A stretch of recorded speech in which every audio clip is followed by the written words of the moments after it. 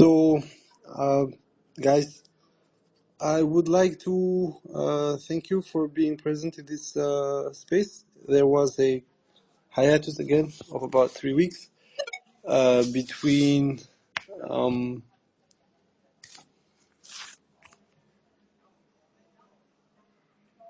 what's going on? Is it again a problem with the sound?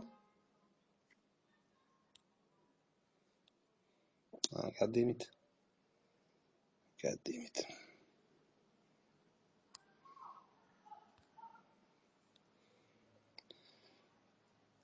Guys, is there any kind of problem with the sound? Can you hear me? No, yes, no, no. Okay, it's fine. So, we are back for a space. The space today is going to be pretty simple. It will be a major rewind of what happened the last 3.5 weeks, and it will regard mostly the fact that there seems to be a plateau of the minimum advance within Ukraine from the Russian side. This minimum advance is something that I already pointed out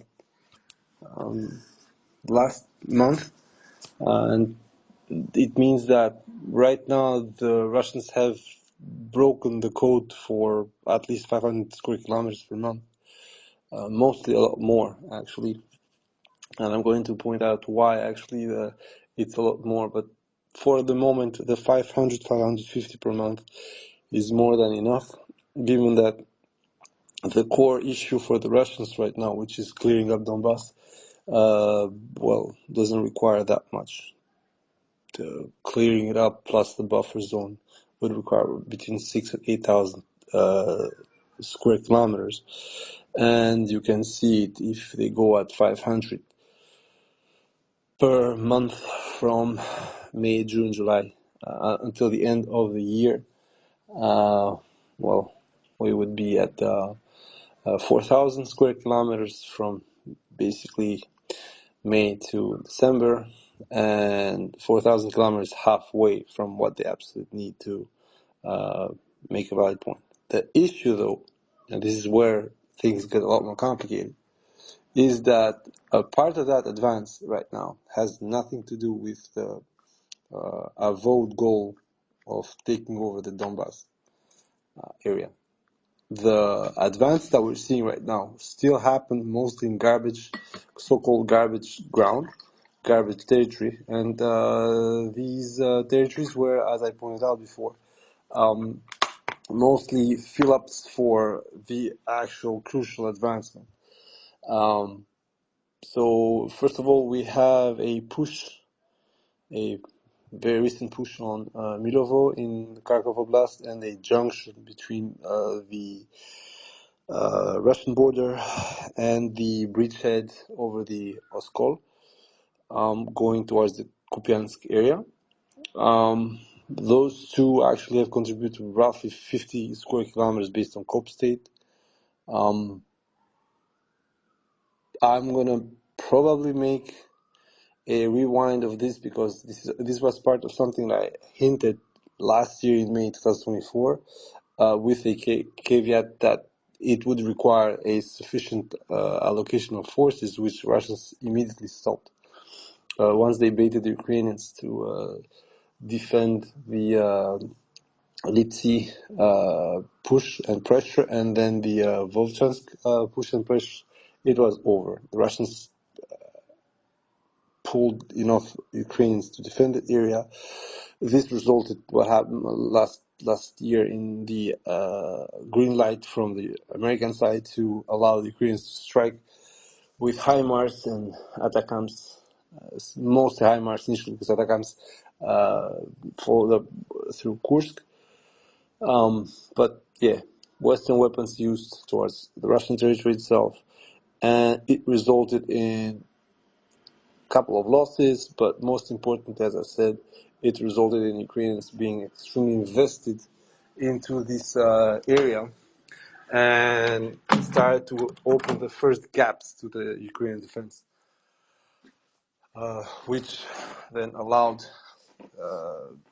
the Russians to start pressuring, and that pressure, as you know, especially post Attrition, resulted in the Ukrainians trying to flip the table and try Kursk resulting in return with the absolute fiasco that we're seeing for now 10 months, 10 and something. So, what are we seeing? I would first of all point out a couple of things, and I will use a very unusual character for us to prove our point.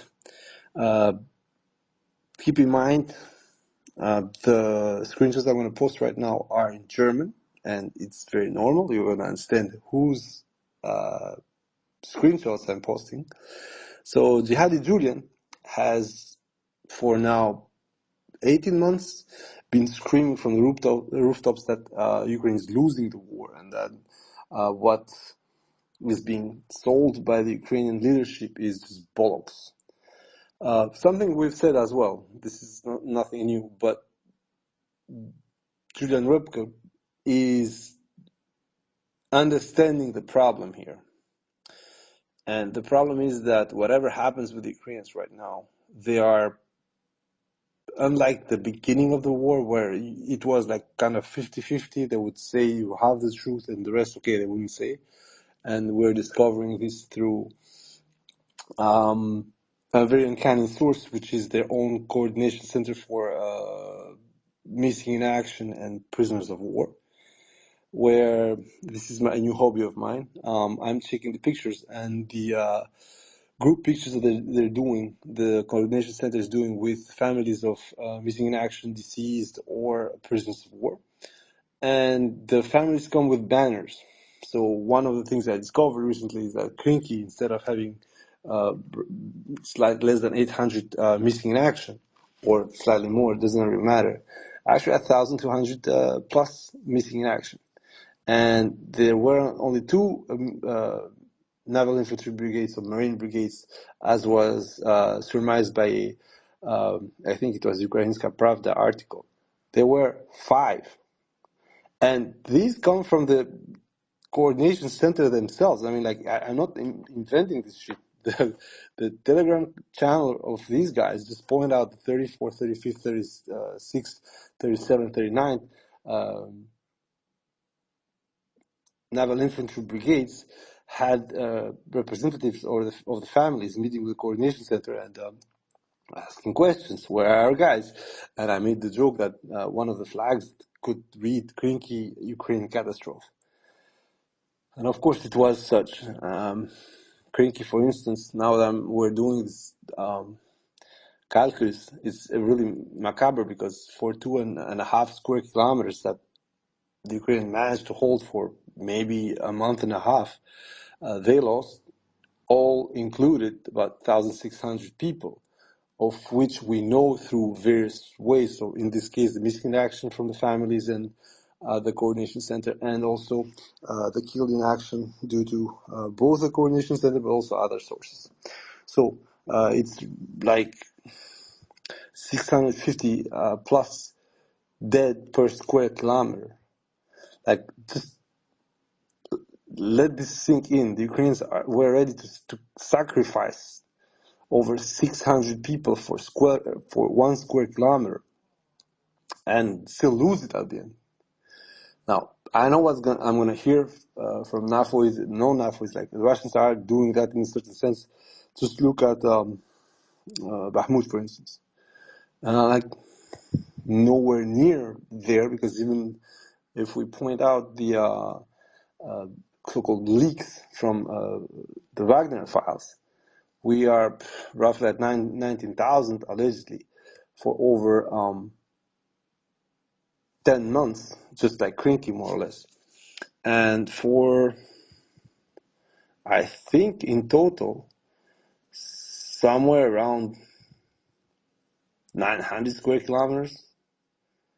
So, I mean, it's up to you guys. Like, I'm not going to add anything. Just do the calculus, you're going to understand. And once again, it's fucking crazy. It's insane. I'm not saying the contrary.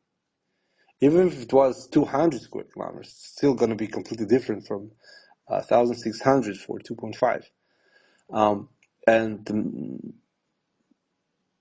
absolute mind-blowing stat is not the whole point. The whole point is that, according to Ukrainians themselves, this was supposed to be an operation which would spearhead a push towards Crimea.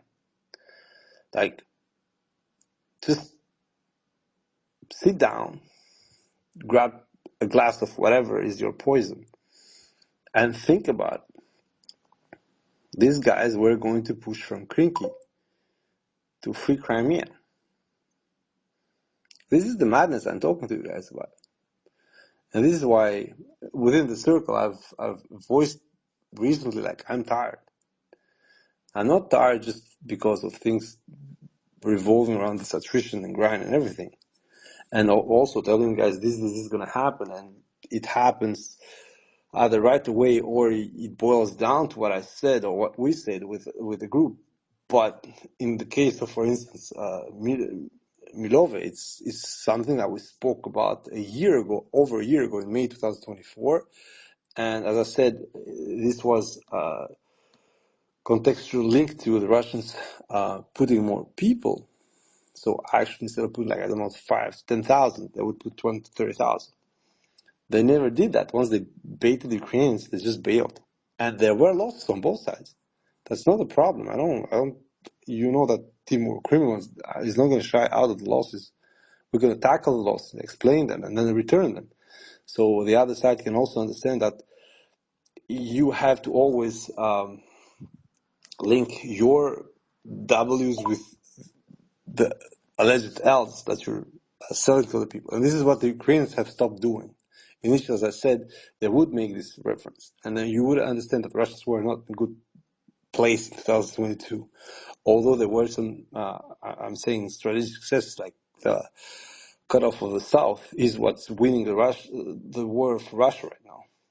If Russia didn't have this Crimean land bridge, the war would look a lot more ugly for Russia. But because of that land bridge that stretches the Ukrainians all over at least 400, 500 kilometers until the junction with Zaporozhye and south of Donetsk Oblast, then the Ukrainians just do not have the capability to sustain that. And they made the mistake, as we spoke about for years now, two actually, to attack on the whole length, and on top of it, triple it with an attack in Bakhmut and another attack, I'd say, preventative attack on the front towards the Kharkov area.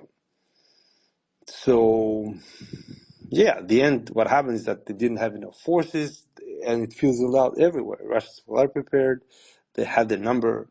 The Ukrainians planned everything based on the low-hanging successes that they had through Kharkov and Kherson, because the Russians literally didn't invest in anything else but to sustain the choke point that was the Antonov Bridge plus the two ancillary bridges. And then Kharkov is because they just, like, let the direction go because they thought that the Ukrainians would never waste the potential to do that. And unfortunately, they misunderstood the point that the Ukrainians were trying to make, which wasn't actually to win the war in Kharkov.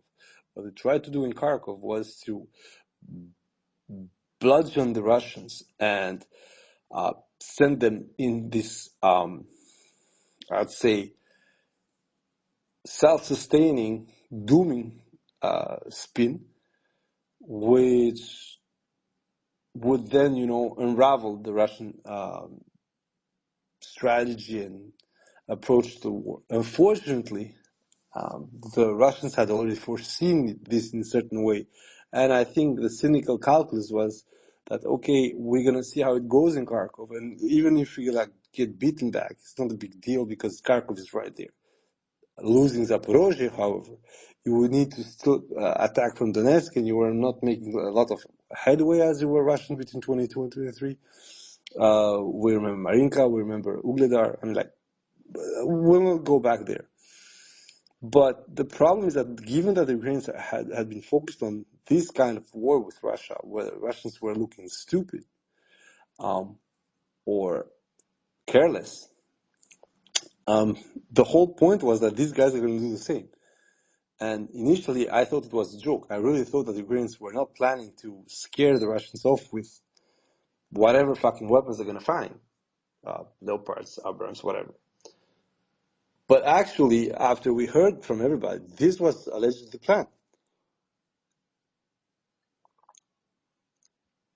So suddenly, if you see that your whole fucking plan is that you will send the Russians fleeing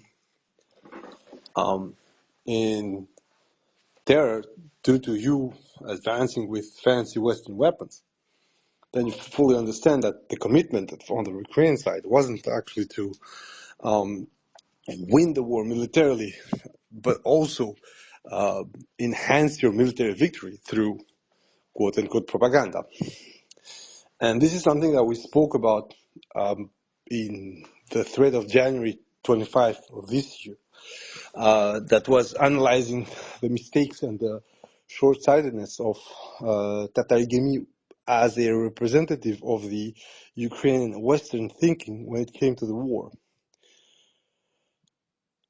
And I would like to say it once again, if you haven't read that thread, just go there, it's still available. And if by reading that thread, remember that thread was made before we had the extra amount of losses by UA losses, which were doubled up with the missing in action. Well, that thread, I said, you read it, and you're going to find something for every single day of 2025. From Drapati giving up to Sirski recently ignoring the whole logic of warfare and interdicting, forbidding large groupings of people to come together to train, prepare assault and stuff like that, to actually huge problems within the war justice within the Ukrainian leadership, to basically the failure of the core-oriented strategy when it came to the reshuffling of the Ukrainian structure within the military, to also the failure of the effort to recruit more. I mean, until May, they had 90,000 deserters. we are into a complete nonsense. I said, just read that thread, and that thread wasn't some kind of Cassandra, and I would like to thank the team for that, because when we had the discussion all over 2024, a lot of the things we're gleaning out of the information I would get mostly through Ukrainian sources or European sources. Once again, this has nothing to do, this is not Russian SIPSO. We didn't start picking up stuff. I literally picked his argument apart. In this case, Tatarigami's. And this is the problem with, as I said, the Ukrainian thought process. And I really think that the guys who are waging the war and the guys who are fluffing the war on the Ukrainian side are on two opposite chairs. And somehow the guys actually managing the war, never mind the position, like they could be head of a small fire team, head of a company, head of a battalion, head of a regiment, whatever. Doesn't really have actually fucking matter. Those guys who have their hands in dirt, never mind the structure, are asking from the guys like Tata the Beach to either make up shit in order to delay some kind of disaffection from the Ukrainian cause, quote unquote, or simply to absolutely lie to everybody, including the so-called critical thinkers on the other side. And nothing is more visible of this relationship, and this is something that actually Tata gave me in his analysis. Said, "Oh yeah, we over communicated. We gave a lot of hope initially because we needed it, but now that over communication, quote unquote, not lying, um, is biting us in the back." And I'm like, literally, yes, bro. But that was the point from the beginning. If you are betting half of your house on bluffing, at some point some guy's gonna call your bluff, and you're gonna be fucked because the other half is not gonna go as well long term. You are bluffing. You are, in a certain sense, Potemkining your army because you want the other side to start getting scared. And this is where the measure twice, cut once title comes from. You should, as a military researcher, because this is what Tatarigami is supposed to be actually, when you are pushing something like that article, and at the same time you're seeing what's going on the map, if we understand that you cannot say the truth outright, it's logical. Ukrainians cannot go and tell you, bro, we're losing 20,000 guys a month out to desertion or leave without being allowed to. So AWOL guys, nobody's gonna tell you that. I mean, Boyko, the guy who said all this shit, he's saying it because he wants to hurt Zelensky. Before that, two other parliamentarians that went on live on air to say that, oh, we have like 114,000 cases of desertion, of going away without leave of absence.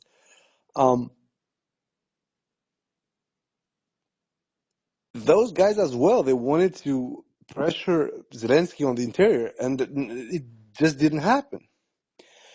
And this is the point we're having right now. Both sides in this war are too far gone. First of all, you understand that from the statements of many people around the western part of this deal, is that everybody is expecting Trump to strike this mother load of sanctions, to put like 500% tariffs to whatever, yada, yada, yada, to whoever helps Russia, doesn't help Ukraine, all this stuff. Doing that would put the Americans in such a rabbit hole, because a lot of people are actually still paying for Russian goods. Europeans, for instance, I already showed that despite the fact that Europeans are paying more money for less gas, they haven't actually weaned themselves out of Russian gas. Quite the contrary, there was a dip, but then due to the fact the American energy was both constrained but also more expensive due to the hidden cost of the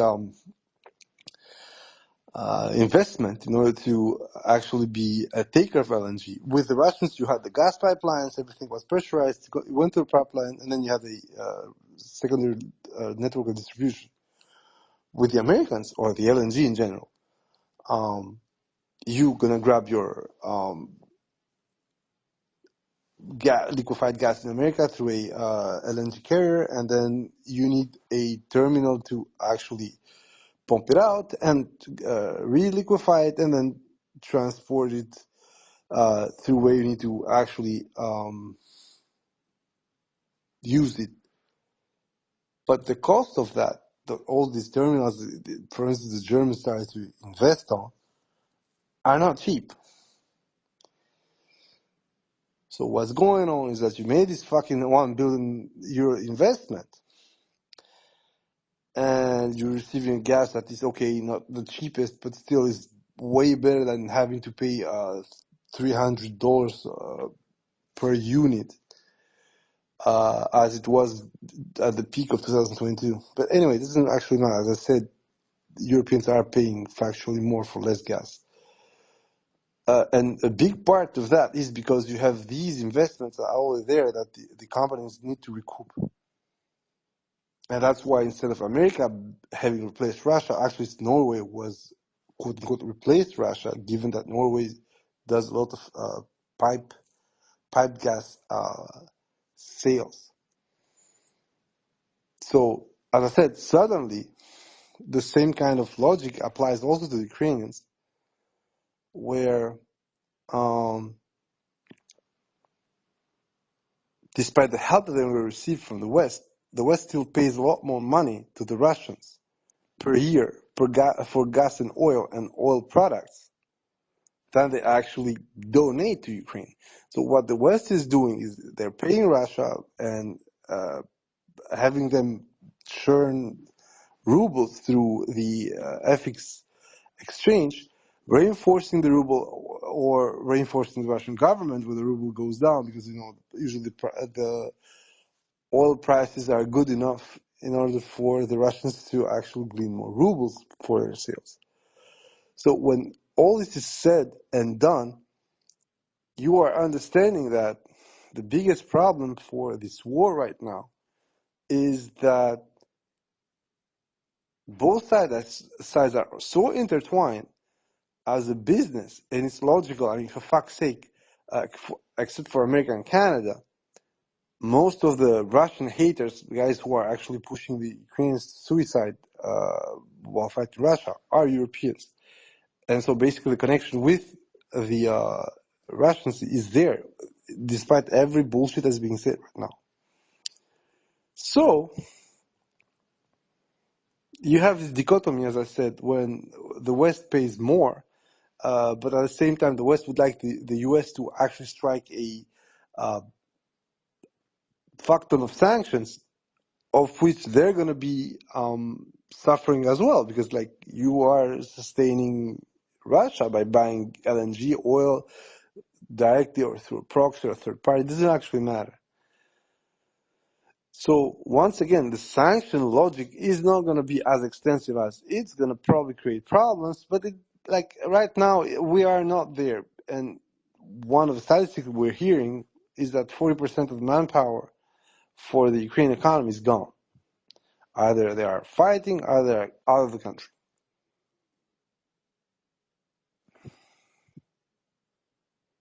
And this is, again, we're playing, as I said, you cannot like point the straw in the eye of your neighbor if you got a fucking pole going through your skull. And this is what's going on with the Ukrainians right now, but also with the Westerners. Because you guys remember how it was in 2023 when you had Free the Leopards, this, and just send the scalp, whatever, or the towers. Doesn't actually matter. All this bullshit, which was supposed to insist on Western wonder weapons that would actually eradicate the Russians on the battlefield, were being hyped so hard.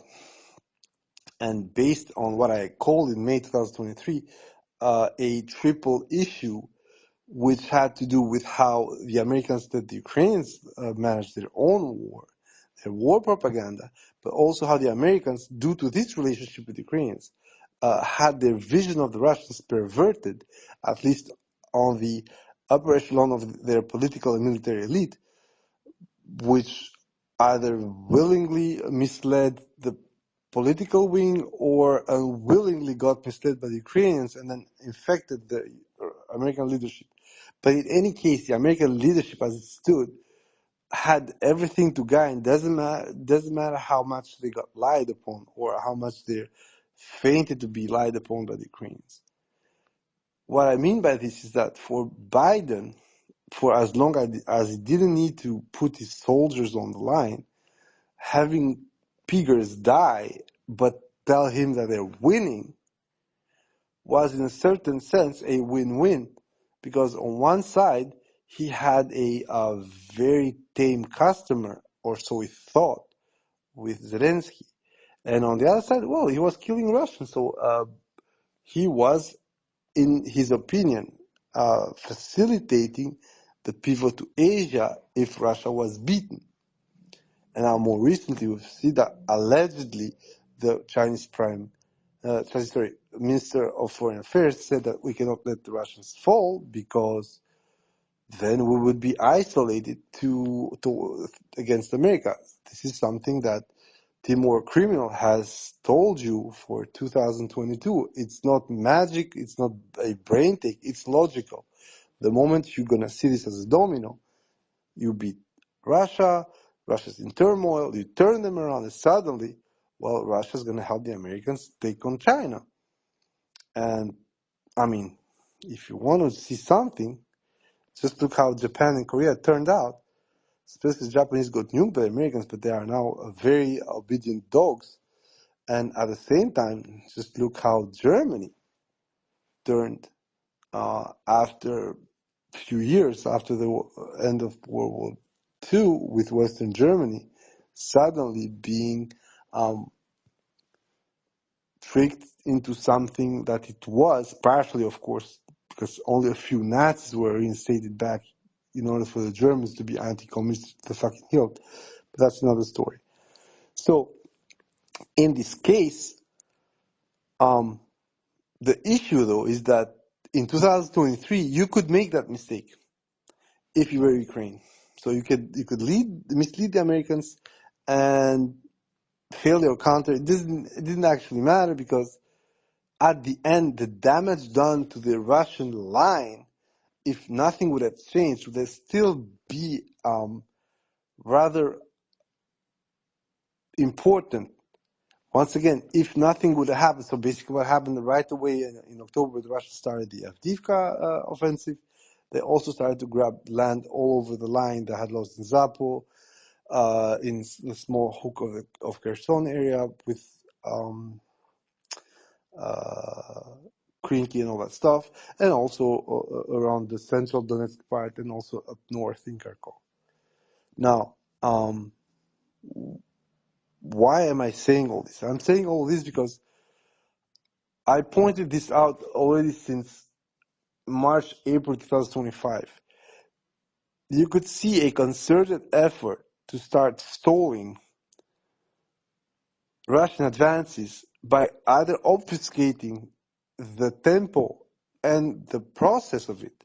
So, for instance, at some point, for instance, Cop State and others were saying, look, January, February, the Russians are going slower. They're not capturing as much land in Ukraine. And of course, they would omit the reason for this. And the reason for this was literally the Russians were preparing a massive counteroffensive to kick, finally, the sons of bitches out of Kursk. And that's exactly what happened. If you see the current chart from Deep State, for instance, and you add what the Russians took out of Kursk, you would see that from January, February, March, and April, actually, there is no real loss. They were just liberating and taking territory on both sides of the border. And I'm saying, add what Kursk gave the Russians in February, March, and April, and add it to the line that you're seeing, actually, you will see that the Russians were simply advancing at the same rate, just on the other side of the border, which is a problem for itself, because you're going to say, those forces would have been employed somewhere else, completely normal. But this is true also for the Ukrainians. Instead of throwing meat at Sumy and Kursk, they could have thrown that in Donbass. Maybe the situation wouldn't be as bad as it is right now. But this is the essence, once again, that I pointed out the thread in January 2025. Ukrainians have a huge problem with attrition. And it's not even the dead or the wounded. The biggest problem with attrition is the impact that it has on new recruits and on existing recruits. Again, measure twice, cut once, and that's what the Ukrainians are not doing. The Ukrainians are denying attrition by bullshit numbers. I mean, Zelensky still sticks up 49,000, where dead alone we have somewhere around 75,000 proven. Plus, if you are the missing in action proven, you are 140 something, and the POWs proven, you are at almost 150,000. So this excludes the wounded, the unknown dead, the unknown missing in action, because unfortunately there are those as well. And the fact that the war continues, missing in action, dead, and wounded are going to keep happening. But once you see, like for fuck's sake, Zelensky said 49,000 plus something wounded. Even if we are charitable, we would look at something within 450,000 casualties of any kind, so fatalities and wounded and POWs. But those exclude the missing in action. And looking at it's going, you can see that the missing in action is a tool that Ukrainians are using to prevent people from, first of all, knowing how many are already dead, because every couple of months they scratch people from the missing in action list. But at the same time, this is the biggest problem I'm having right now, is that it doesn't actually even matter how much they're going to hide this. What is important for the Ukrainians is that this keep going. And we're going to probably learn within 2 to 3 months that actually the missing in action are not 71,000, as they say. Actually, part of those 71,000 are civilians. But I don't know, 80,000. You cannot, with a straight face, come to me and say, okay, we're still missing in action about 10,000 each 2 or 3 months. And then go to the pictures, as I said, to the coordination center and see that some guys are missing in action for 3 years. And they are missing in action in areas where, I mean, I'd rather be dead than quote unquote missing in action.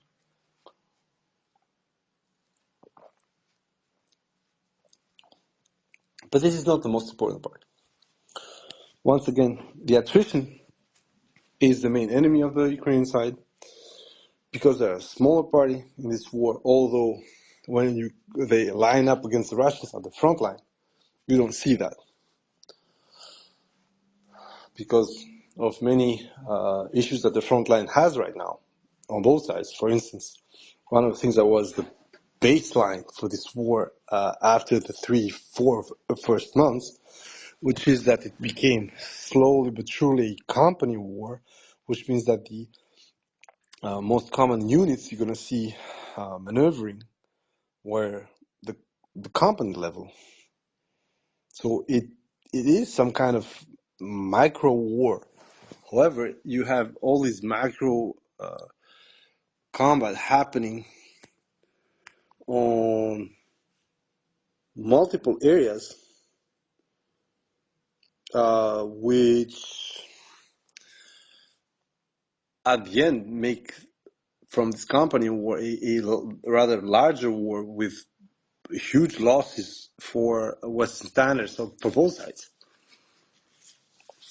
And as I said, this kind of attrition is sustainable for both sides up to a certain point.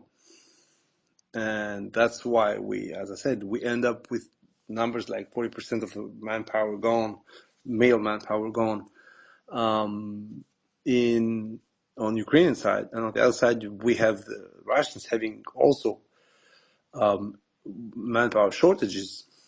But this is because they are massively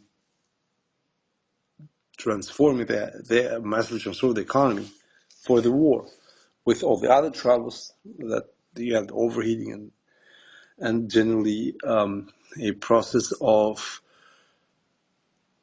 clearance when it comes to the economy, which is given that you have a structural direction right now, which is producing all that you can for the front, and it's a shadow transformation. Actually, it's not the kind of mobilization that people would think would happen. These guys are still not producing anywhere where they should be with the kind of legacy structures they have. It's completely normal because they are half of what the Soviet Union used to be at its peak, population-wise, of course.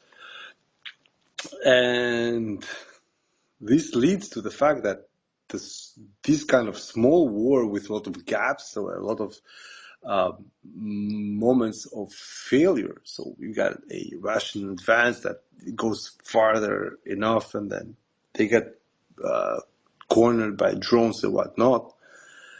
And what they do, and this is where I'm going to come, they establish a large gray zone. They get beaten up to a certain point, 4 or 5 kilometers from the point of start. But they prove that all the area that's just moved on, there are no Ukrainians. And this is both a byproduct of attrition, but also a byproduct of the type of war that this war has become since May 2022. And you cannot say that they had attrition from May 2022. The war was basically very fresh. They were busy fighting for 3 months, something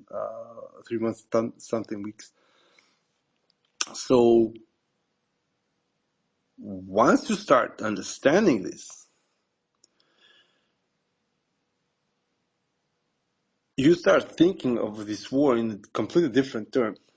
So, and this is one of the things that we kind of managed to understand at Team War Criminal, is that the moment you put out of your mind big arrow pushes, they probably going to happen at some point, due to the fact that one of the both sides is going to have issues, just like the Russians had in Kharkov, or the Ukrainians had, for instance, in Oseretino or in Avdiivka, post Avdiivka, when you had a small push, and then it was basically killed in the egg right away. However, that thing kept going, and that's how you got the Russians going from Avdiivka up to 50-something kilometers within the same year, where they were stuck in, for instance, places like Pisky or all this shit for years, not even months. In Marinka, that was a saga. Uledar, you guys remember it, 2 years plus of bullshit. Bilorivka, Bilogorovka, same problem.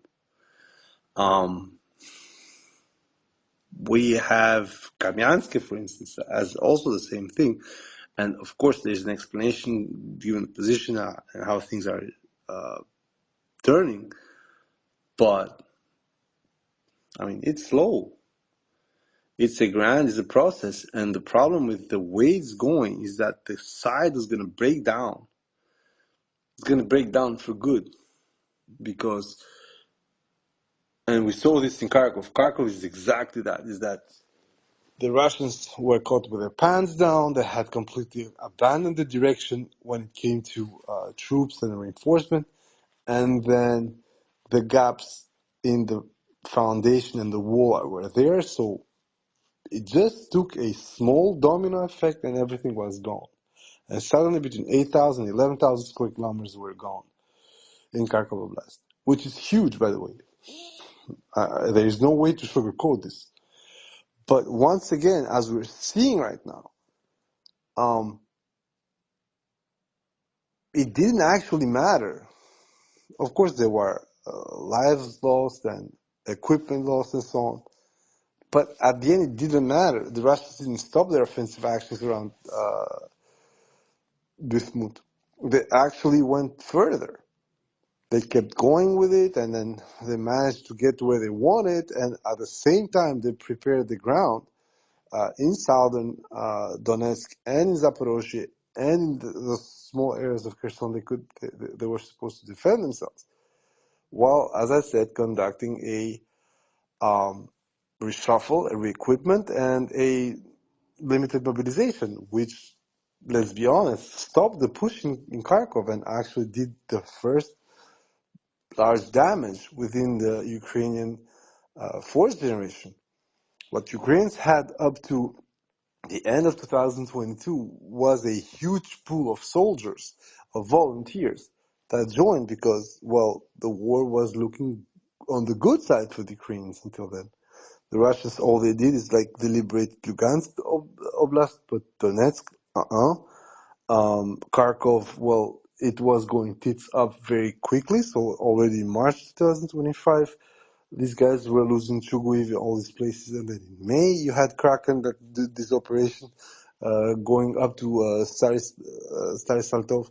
And then after Stary Saltov, you had the push in November that was following up the push in Kherson, which looked to be a half failure, but turned out to be a very well-planned choke point game, which the Russians just chickened out. And I have no problem saying that, because at the end, that chickening out was paid dearly by the Ukrainians. Now, once you see what's going on in the map, and I made a small thread criticizing the approach of the Blackbird group. Once again, these guys cannot seem to understand what they're saying, but it's not a criticism towards them we're going to do now. What we're going to do now, however, is something pretty simple.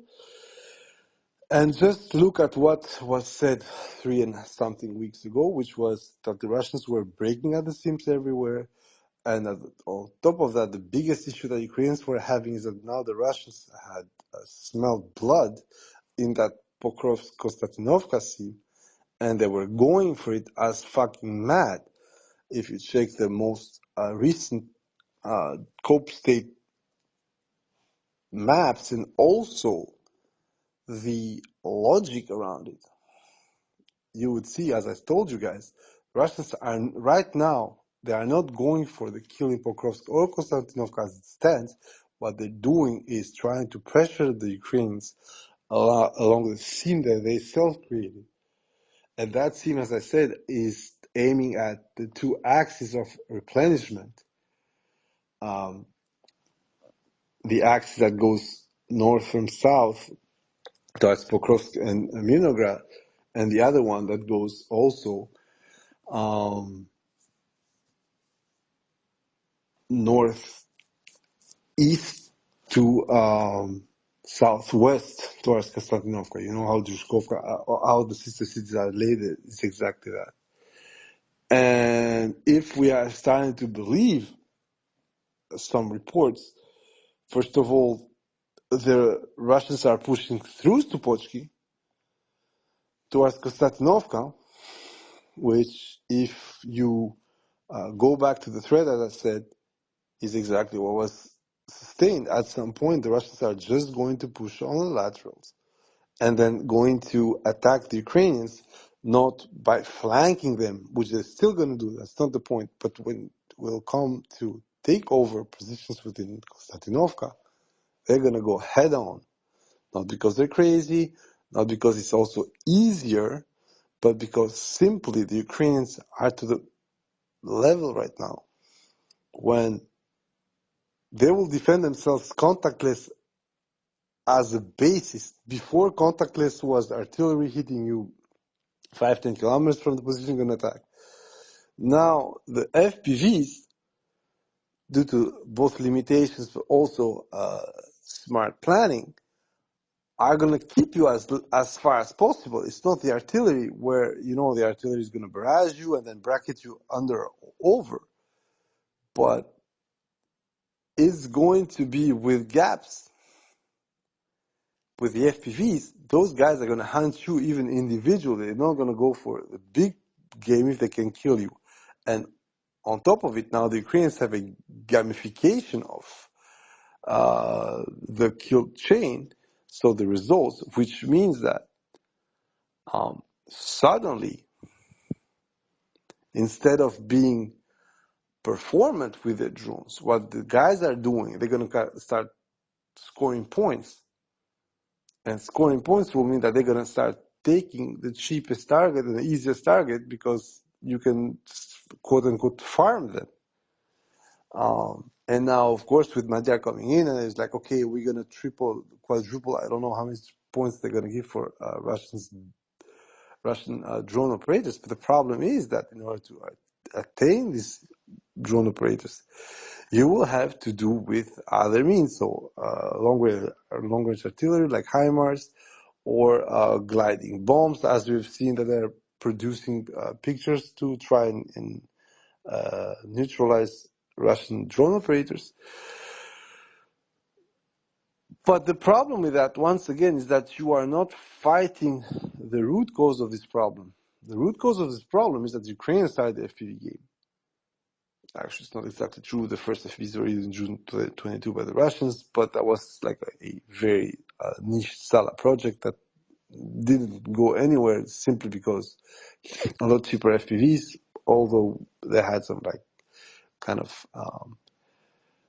issue both qualitatively but also sustainable issues. Well, it's pretty simple. They're not going anywhere. The staple of this of now contactless defensive offensive warfare, it seems to be the FPV. And at the same time, they're not solving for both sides the problem of lack of manpower, but also the exchange rate when it comes to FPVs. At some point, the Russians seem to have cracked the code once again, and I think they still did with the optical fiber FPVs. But this is not stopping the other side from both using optical fiber FPVs, but also keep trying to refine basic wireless FPVs. So, seeing what's going on at the front right now, instead of saying that Russia stole in June and wasted the month of June, once you start seeing the cracks all over the place, that unfortunately for the month of June are being gotten to fruition only now, you understand actually why the Finnish guys from Blackbird Group are thinking somehow these guys are wasted. Why? Because since the beginning, they are not trying to be honest to themselves. And this is something that more or less everybody's gone through.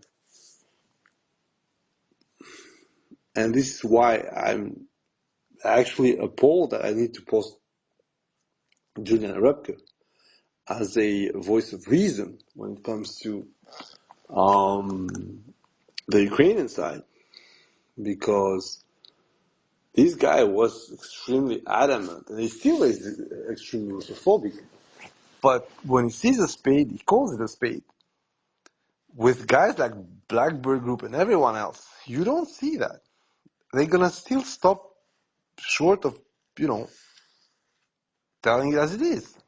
And I'm not gonna speak about Tata Egimi and other guys.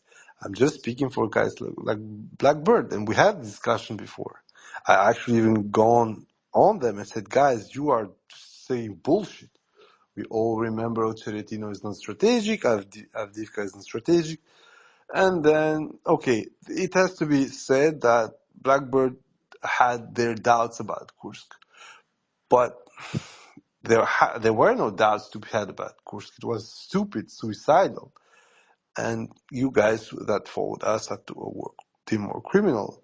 That from day zero, we, at least I wouldn't expect Kursk, because it would be like you choosing the worst thing ever.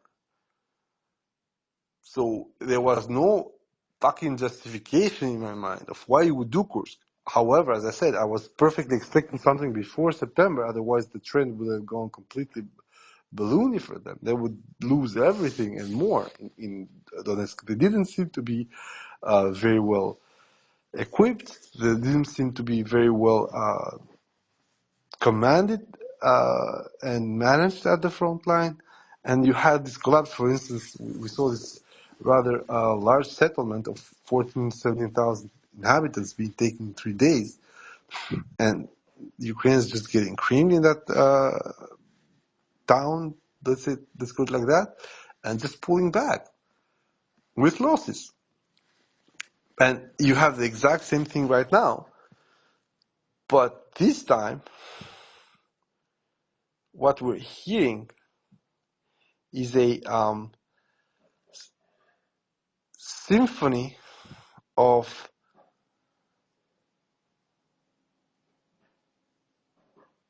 issues that are being pushed forward, but without actually explaining what's going on. For instance, we see Julian saying, okay, the Russians are taking over trenches being built by Ukrainians with Western money and defending from there and pushing from there. And I'm like, this thing happened to the Russians as well in 2022.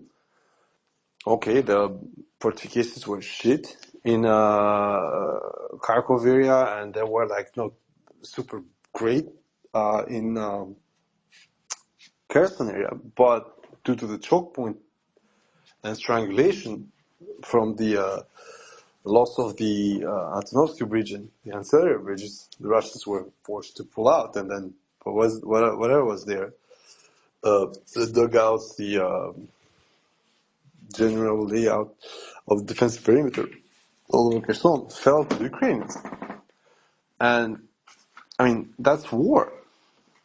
You're going to lose your positions and the guy's going to get them for their own use. But what Julian was pointing out is that what we said, the Ukrainians are failing now for 2 years in a row, according to Julian. And there is no, I'm going to repeat, there is no accountability. And it's the same thing, you can see that for what happened to Kiev, which is, it got bombed to shit yesterday. But nobody is trying to actually go and see Zelensky and say, bro, you are doing this, and that. This is the response to that. And Zelensky is replying by saying, if I don't do this, the Russians are going to beat me. And you, if you are a Western diplomat, you have to look at Zelensky and say, what the fuck do you think they're doing right now? If the Russians are not beating you, goddamn sure looks like a fucking duck to me. So the problem with Ukraine is that, especially through the European leadership, they have put to this place where they can do no wrong. So they are not failing. What Ukrainians do, that where they lose 50, 60 square kilometers at once, or they lose a whole fucking bunch of defensive positions, that means that within a month they're going to get routed all over the line. They're not failing. It's unfortunately the Russian midwaves that are doing their job. Even if it's not true at all. When the Russians with fucking motorbikes and ladas and donkeys and spades and trench tools and people with fucking broken legs and half blind are earning more ground than last year at the same time, that's not Ukraine's fault. Ukrainians cannot do anything wrong. It's you are being an extremely bad person if you're saying that. So that aspect that I already said to you guys and I already pointed out in January 2025 is there, and nobody on the European side at least is ready to have that discussion. And that discussion is Ukraine got an excellent offer in March 2022 for itself. And Russia agreed to the worst offer possible given what they had started in February 2022. Ukraine was convinced to stop just there and not do anything with this offer. And then suddenly, that was the fun part. Ukraine, which does never anything bad, but has the right to do everything good, and of course it's always doing everything, decided to fight a war with someone with a lot more firepower, a bigger population, and friends in high places, let's say it like this. And fast forward 3 years after, the attrition, the losses, the general trend of the Ukrainian leadership towards daydreaming and this bluff-oriented strategy. For instance, once again, they hit, destroyed, burned, whatever, doesn't matter, 13 or 12 strategic bombers, fine, great. And the follow-up was 600 plus square kilometers lost.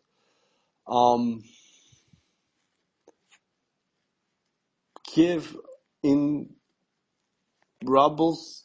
Okay, I'm exaggerating, but you know what I mean. And generally speaking, a very vivid feeling that shit's going down. And this is not us, this is not the Ziggers saying that, it's the Ukrainians themselves. So what exactly are you gaining with, as I said, tracking a guy like Gudkov and killing him?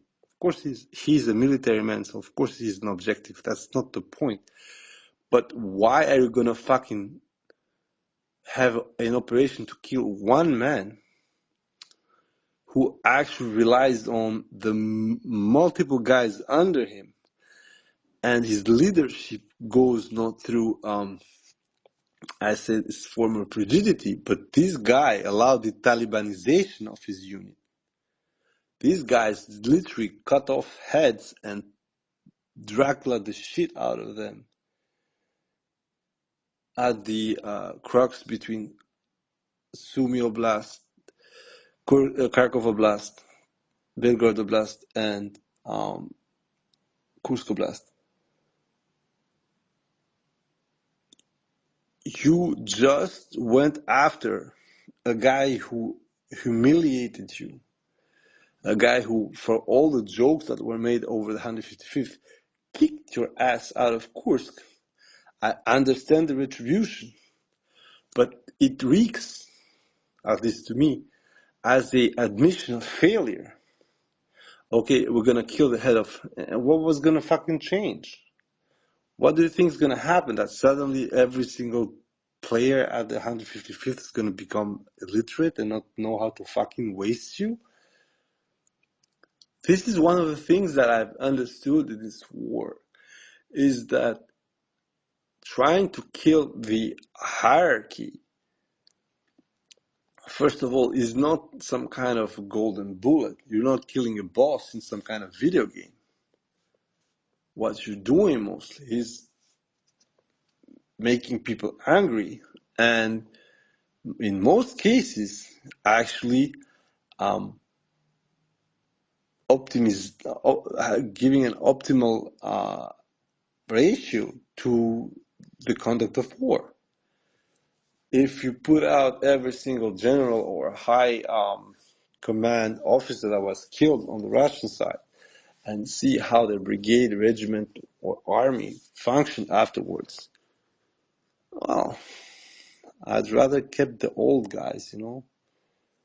Although in case of Gudkov, once again, everybody's mourning him as a very capable leader. I'm not saying that the guy was bad or whatever. I'm just saying I don't see the point when up to now it hasn't given any kind of result except for actually making the unit better or more efficient into killing piggers. But that's another episode.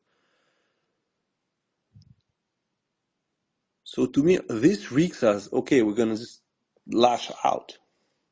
We got kicked out of Kursk. We lost 230, 40 square kilometers in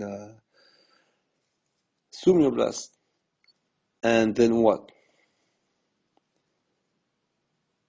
We're gonna kill the head honcho of the fucking unit who's responsible for a lot of stuff happening to our guys. And I'm like, yeah, I understand it's part of the targeting system, but do you really think that this guy is the reason why you're getting fucked?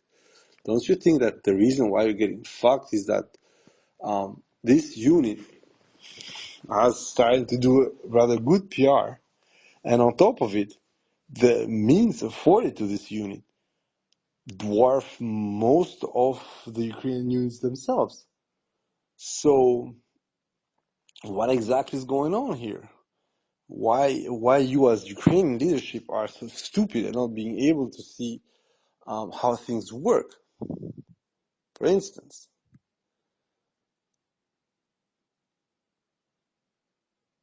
Monkey put a burden over Gudkov's shoulders by naming him vice admiral of the Russian fleet. So you are like, what the fuck is going on? Why are you going to burden this guy with administrative tasks who are not really needed while he's leading one of the most reviled units from the Ukrainians to war?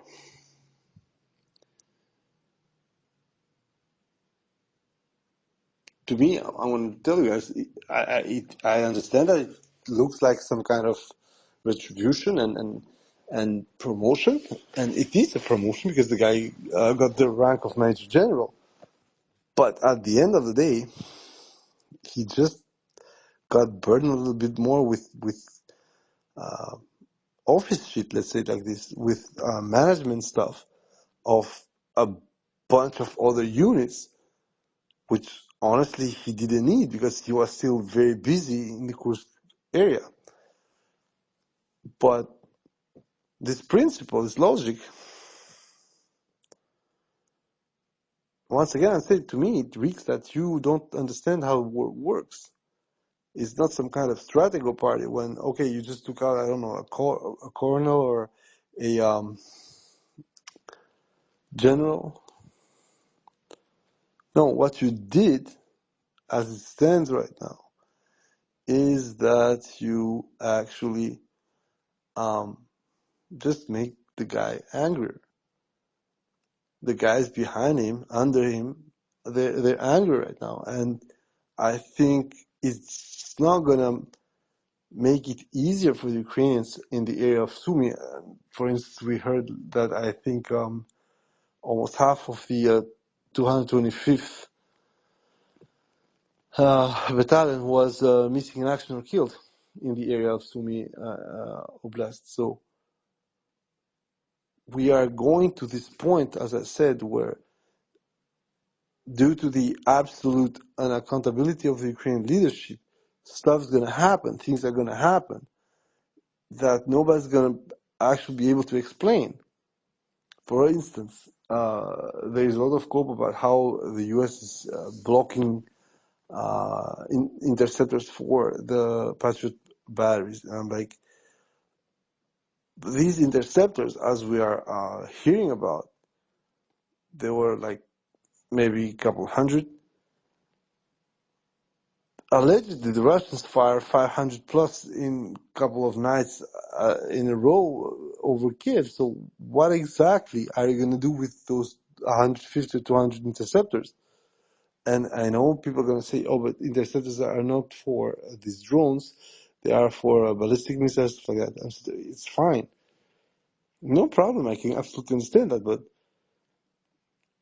in order for the pack to ignore those threats, you need other sorts of air defense, and you just don't have them. So suddenly you start having this compounding situation that you got gaps everywhere, you got holes everywhere. But instead of recognizing them, and in a certain sense it's normal that you're not going to start recognizing that you're fucked, but at the same time you're still fucked with the same, result. And my problem with this is that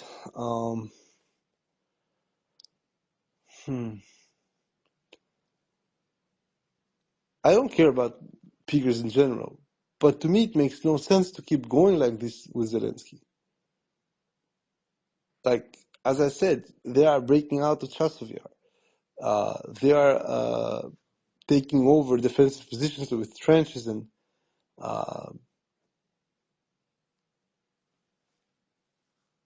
fire points and stuff like that. And then where are the Ukrainians actually? And of course they're going to start showing FPV striking and vehicles and stuff like that. But as we said, the problem with this is that it doesn't actually matter. And one of the things I'm waiting right now is for Madjar to actually show us what he's going to do in 3 months. He's already the big boss of the unmanned systems on the Ukrainian side for a month now. And to me, to my point, nothing has changed. Nothing has changed. And you know how you can see that nothing has changed? Madjar spends more time on trying to point out how many people he killed or wounded individually instead of showing you what's going on the ground terrain-wise. He did the same thing when the Ukrainians got fucked in Attrition. He started posting these long-ass threads with attacks and destruction, but he never did geolocate them. So that's how you learn that, yeah, okay, you burn maybe a couple of Russian tanks and stuff like that, but the Russians are already next to your house. So once again, the vision that we're getting from the Ukrainian leadership and their backers is that it's not they don't have a way out of the war, is that they have decided not to give a fuck about the war as it stands and just do things the way they want. And if they want to attack Russia in a way or another, or to have Russia lose, they're just going to go with it, even if it doesn't work, because they have taken any kind of off-ramp the moment they have treated the whole logic with Russia as some kind of pariah country with which you don't need to discuss. And Zelensky did just the same. He said, okay, you know what? Fuck Russia. We're not talking to these people. And I'm like, are you really fucking sure?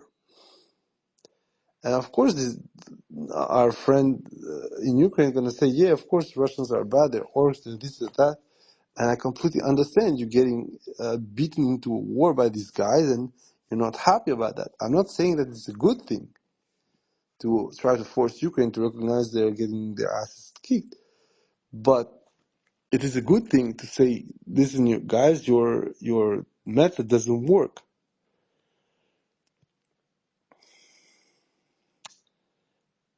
And that's how you get stuff happening like with Cope State.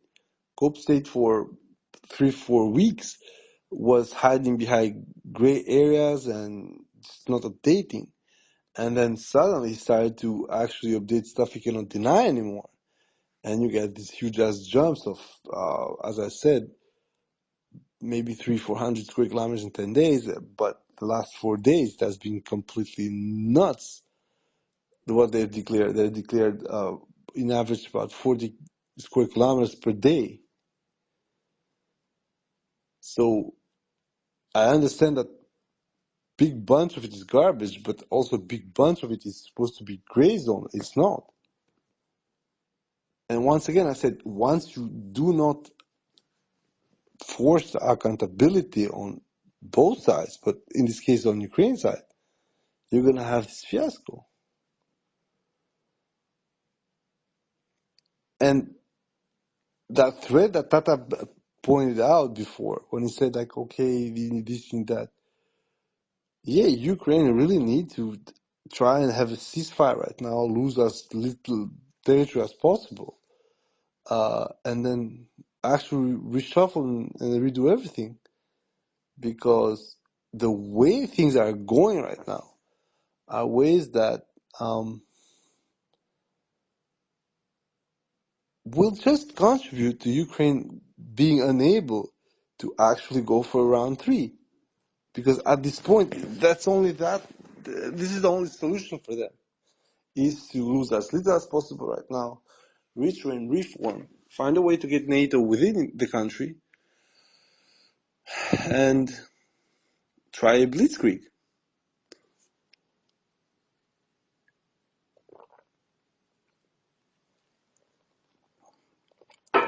Try to cut Zaporozhye again and actually undo the whole strategy calculus on Putin's side. But they're not doing this. Instead, what they're doing is trying to sell you that today they bombed a very interesting and very important place in Shebekino. And that place didn't make anything for the military.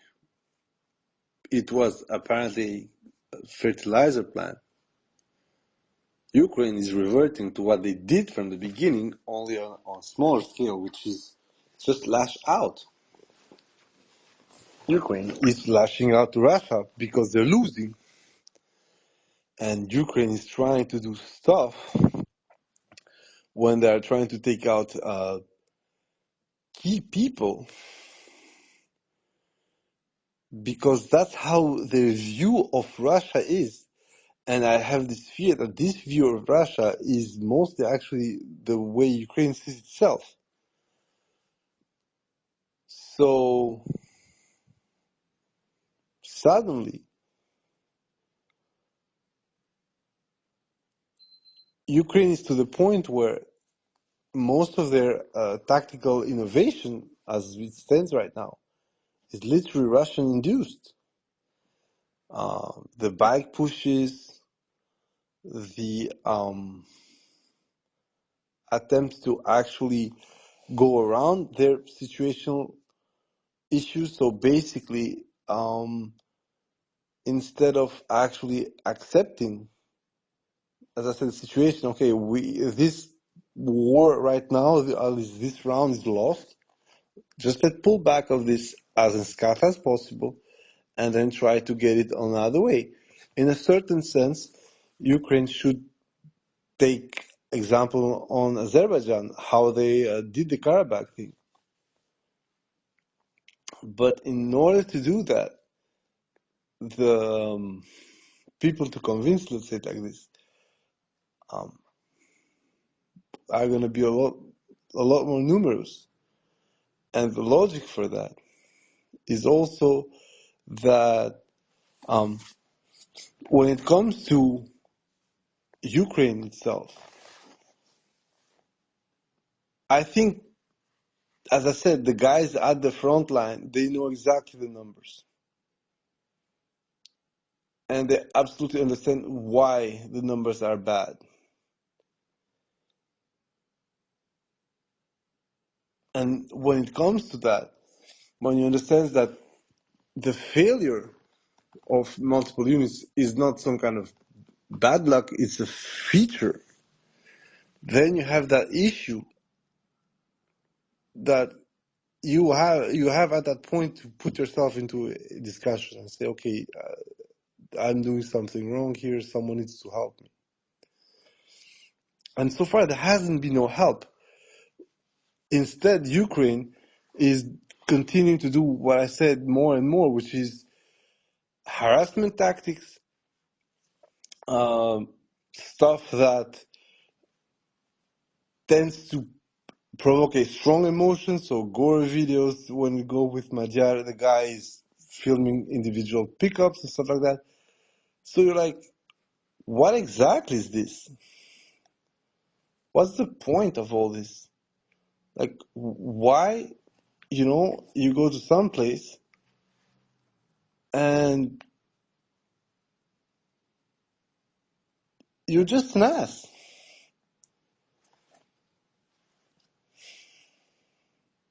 And Ukraine is exactly like that. I completely understand that Russia at some point need also to make cinder out of Ukrainian cities and staging points or whatever. But what Ukrainians are doing right now is just not only incompetence and impotence, it's also just giving away that, okay, we cannot do what you're doing to us. I mean, just look at fucking Kiev and trying to find the same thing at Moscow. It's also, it's like the meme. All I can do is that much,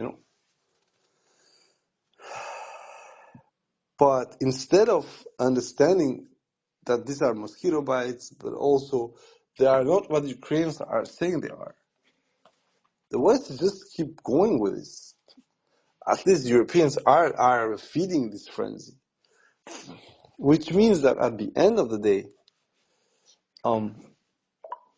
there is no way for the Ukrainians to change their tactics or their strategy or whatever. They just cannot do it. And because they cannot do it, and it's sad to say it like that. The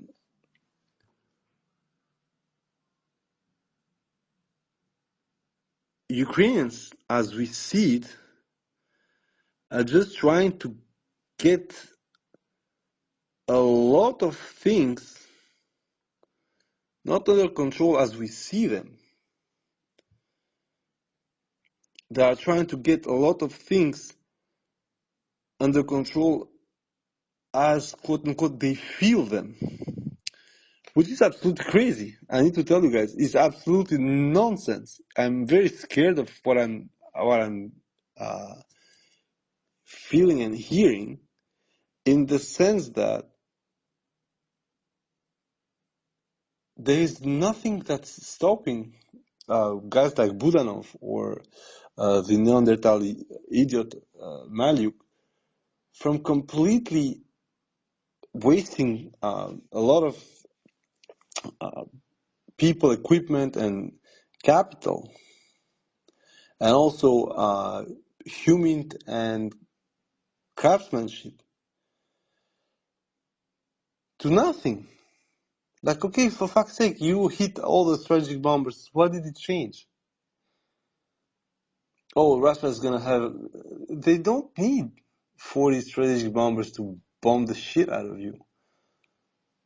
Let's be honest with it. Or maybe the operation was a lot more bigger and then it's kind of half a failure, which once again it's not. I'm not saying that. But in order for you to have all this impact, you need to do so much more that you barely got away with losses to Russia. And it had the feeling of Pearl Harbor. But the whole 9 yards of it, so basically not just the Japanese bombing the fucking American fleet, but also now that you fail to fuck that fleet up, they're gonna fuck you. And that's why we're seeing with the Shahids, the Russians have gone such lengths to make that stuff incredibly useful that we are having a whole family of Shahid and Shahid-inspired drones. And you have this all new fucking strategy and tactics when they get employed, with at least one, be that a Harpia or a Shahid with a electro-optical payload, which is also doubled by a smaller explosive. This means that while you think that you're stopping the Shahids with basically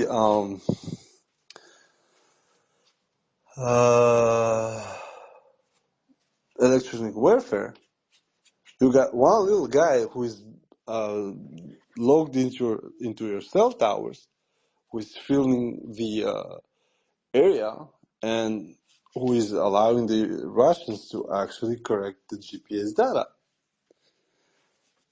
And suddenly, instead of having this only one-way pre-programmed shit going through, you have the Russians seeing where this shit is striking.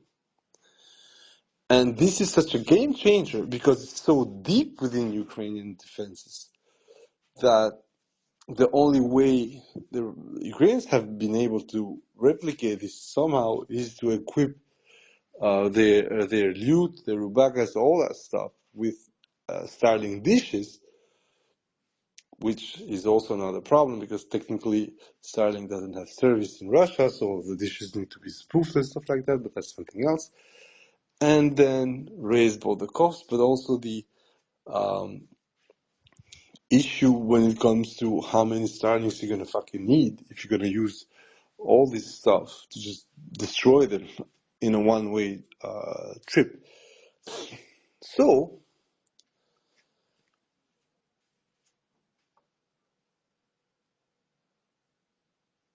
the return of the attrition is that the Ukrainians right now, they do not have a magic wand to actually undo the Russian advances. What they do have, however, and this is the very important part I wanted to tell you guys, what they do have is a counter-value aspect, which is enhanced by the way The Russians do not have full control on their vision and on their population as well. I mean, just look at how the Ukrainians painstakingly built up a network of censorship and control over the images that are being shown. And look at how the fucking Russians are even filming attacks literally mere 100 meters from the target, if not straight upon it. And this, by noticing this, by knowing this, Ukrainians know very well that their attacks are going to have a maximum exposure. And they're also, let's be honest, they're also designed to have this. I mean, the attack on the bombers was pretty rad. Let's recognize it. And then it was followed by the Israeli same type of approach in Iran. So the way these things are built up and thought, it's completely normal that they are meant to have a very profound value of shock and awe. But when it comes to what this war is about, it's pretty simple. Ukrainians are having huge trouble keeping the Russians under control. And the complaints and all these problems are pretty logical. Ukrainians are not managing to deal with the Russians the way they should have been doing. I had a discussion with a friend on Twitter who said, like, actually Ukrainians are doing what they should have been doing for ages, and I disagreed. I think the Ukrainians do not have a choice when they are pulling back right now. And if they were this smart, they would pull back in other areas, not the areas where we're seeing them getting fuck out. Areas where are 4 to 6 kilometers deep and bypassed on both sides. And all these bypass, all this logic is not that it's not the truth. It's not that they are actually like right there. It's just some mappers not giving the lost land or the gray zone away. And I said, to the small criticism I made of the Blackbird group, is that if we want to be honest about what is captured, we should not treat it like that. We should say that what is lost, losing control of an area doesn't necessarily mean that the other side has the control of it. It's just not there anymore. The no man's land is a bigger trouble for Ukraine than a straight up conquest by the Russian side. When you have this no man's land, this gray area, when you're fighting for it, it entails that you're going to pull your men out, your equipment out, and try to get back the land you just lost. And it's there, I think, where Ukraine is getting creamed the most. And this is very reminiscent to what happened to the Russians when they were trying these small counterattacks in Zapo in order not to fully compromise the defense lines. They were costly in equipment, in men, and ultimately they functioned just because they could survive the attrition war against the Ukrainians on the area better. More people, better thought defensive process, better thought first contact rules and stuff like that. But at the end, it wasn't a significantly better tactical approach. It was just a significantly better planning and guesstimation or estimation of the Ukrainian willpower, equipment, logistics, and pain threshold. And this is it. So I'm the first to say that that's how you win it. Doesn't matter if it's good looking or not. Like, I'd rather be Italy with 4 stars than be France with 2. Football-wise, of course.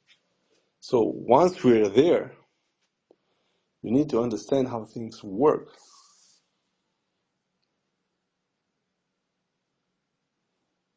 And they work like this. the way Ukraine is getting gray zoned day after day, step after step, we are looking at a very worrying system of involuntary pullouts. They're like, these guys are moving out, not consolidating any kind of position in the back. And I already pointed out in a couple of maps, not only one, but Playfrau. You can see that Ukrainians had an idea of where they wanted to defend in 2022. That idea changed slightly in 2023. And you had around Constantinople, for instance, this shoulder, just this right there on the city limits, the southeastern city limits. However, then they had some mishaps through Avdiivka from south to north, and suddenly the Russians are straight up this highway going directly to the Klebandik area and then straight to Konstantinovka. What they do, they hastily make this line and then they start this plotted defense. What the plotted defense does for the Ukrainians? Well, not that much good first, although it allows them to be able to hide their defensive positions at the first line. But at the second line, due to the scattered character of for the defense and also the lack of connection between points, means that once you lose two of those two, drones, flying garbage, whatever, you have a gap between bigger positions. And the Russians, once they bypass there and they survive your drone wall, they are going to exploit your ass like a cheap whore. And this is how the Russians are piercing. And this is how everybody's saying, oh my God, the trenches are bad. The trenches are not bad. The defensive positions are not bad. They're just not meant, I'm going to repeat, they're not meant like the trenches of 2014, 15, 21, 22, and even 23 to defend against the same kind of threat. And this is something I already explained last time with the motorization. What the Russians see in the motorization is not a wonderful protective idea. What they see is that there are gaps in the defense. The only way to make good on those gaps is go fast and go hard. And the only way to go fast is to have something that goes faster than a tank. Is it armored? Is it really a thing? Only thing you need needs to go fast. So it basically needs to run fast, and be available in plenty numbers. That's why you have this contradictory paradigm where everybody's seeing like, okay, these guys, you now lose one tank per month. I'm exaggerating, of course. And they're gaining 5-6 times more ground than when they were wasting 200 tanks per month. How come? And once again, as I said, the attrition that we discussed in January 2025 is being proven to be the biggest threat to the Ukraine army. As I said, it's a compounded attrition, which is you got the losses on the battlefield, you got the losses outside the battlefield, and you got the losses, I'll repeat, at the replacement rate. So if you lose 90,000 people that at some point decide this war is not for them, they can return. I'm not saying not return. We had discussion with some fucking Nafrid idiot. But the point is that what returns is between 15 and 25% maximum. And they do not return all at the same time. They return over time, which means that the recovery never happens. Because if out of 90,000, you have maybe 25% of it that comes back over, 5 months, it means that, first of all, those 25,000 are going to be 5,000 per month. And also,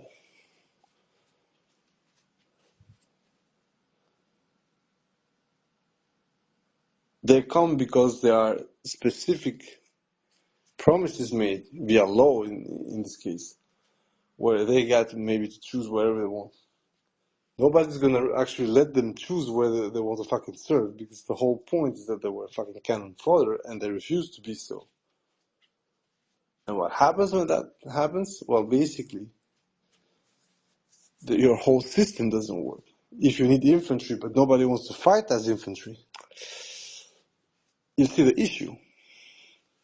Because now they can decide where they want to go and fight. And once again, I'm going to repeat, the problem is that you do not see the issues that the Ukrainians have outside of the caricature. So basically, press gangs grabbing Mikola, putting it. No, the real problem from the Ukrainians is that despite their best intentions, all their attempts to this and that, they cannot just have enough people to come and fucking fight for them. And it's not the kind of bonus bullshit, whatever. Allegedly, Ukrainians receive a famous golden casket when they die, and allegedly also a rather good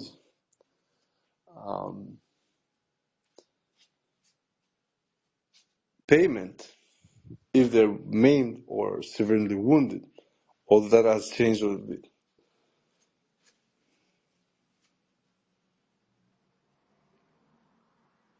So why don't Ukrainians want to make the ultimate sacrifice and allow their families to earn $500,000 or either lose a limb or a hand or whatever between 150 and 200 and I think 40,000 or 229,000? Why nobody is inside by this? But Zikoslav Rapinsky from Buryatia, when he sees a bonus of, I don't know, $15,000, it's like, this is what I want to do. This is it. Getting shredded by FPV. This is exactly what I want to do. Because, on top of the money, I'm maybe going to get to shank some kikil. So this is the fun part. You cannot say more than this. I pointed out this to another Nafwit. I said how fucking possible it is that paying guys to get blown up works better than not paying guys to blow up, but doing it for the democracy and bullshit. That's the sign right there. The sign is Ukrainians gonna start to review what they want to do later on.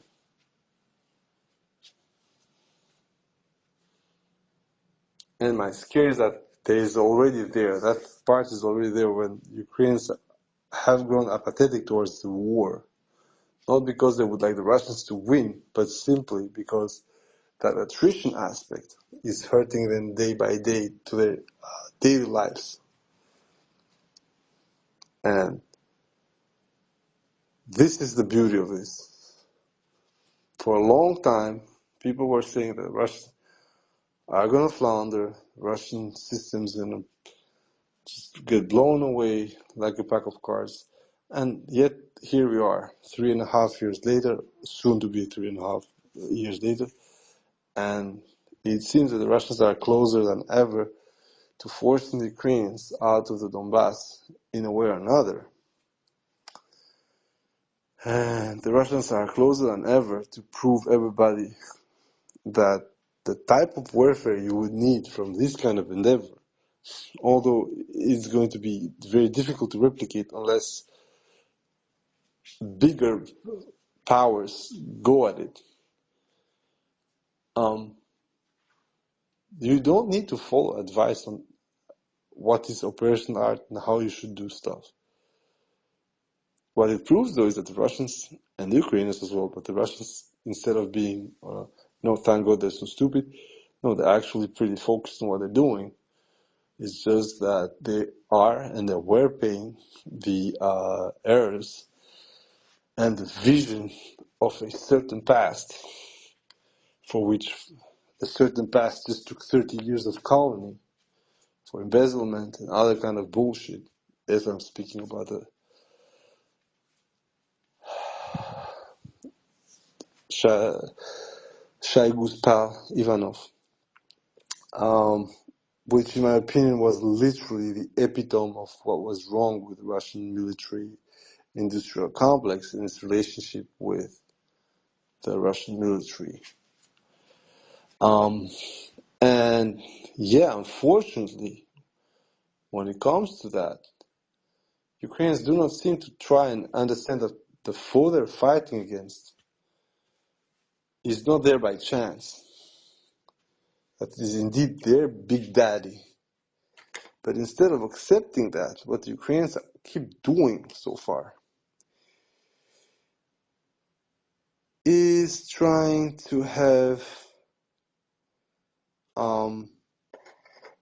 the narrative that if the Russians are seemingly winning is because mercenaries from Africa, North Koreans, slave labor from whoever knows to make drones in Alabuga, and of course Iranian drones. This is exactly what they are projecting from themselves. We are losing because America is not helping us. For fuck's sake, without the American help, at every single level, this war is done in 2022 and nobody speaks of Zelensky anymore, except of as a model of piñata. Without America, a lot of the damage the Russian military has suffered would never happen. Without America, Starlink, Ukraine would be literally fucking talking with wire cups. Without America, the Russians would have zero problem selling their oil, having zero sanctions.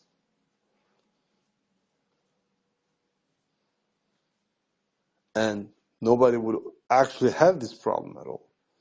Because at the end of the day, it is the American invitation, the American vision for Ukraine that sent Ukraine this tailspin of terrible consequences.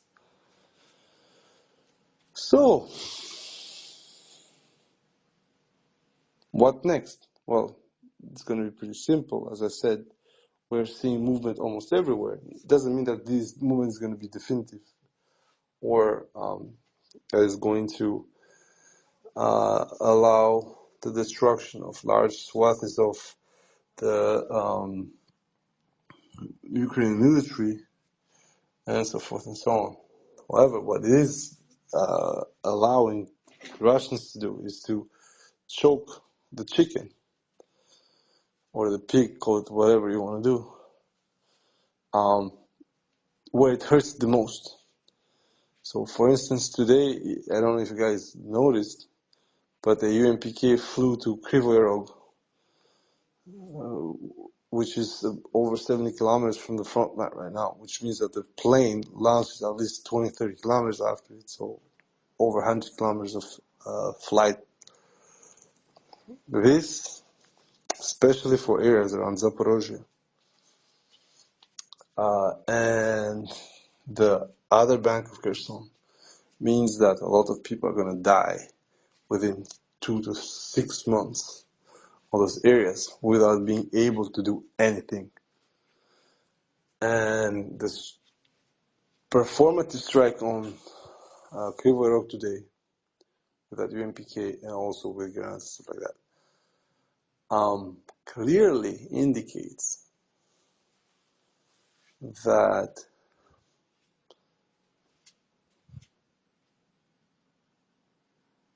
the Russians are telling to the Ukrainians that, guys, just fucking sit tight, shut the fuck up, go whenever you need to go to get the green light to make peace with us. Our stuff is going to go a lot worse. And the fact that they were, as I say, were able to lob a UNPK over 100 kilometers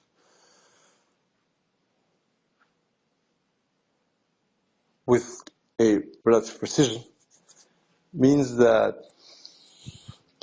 our main tool for interdicting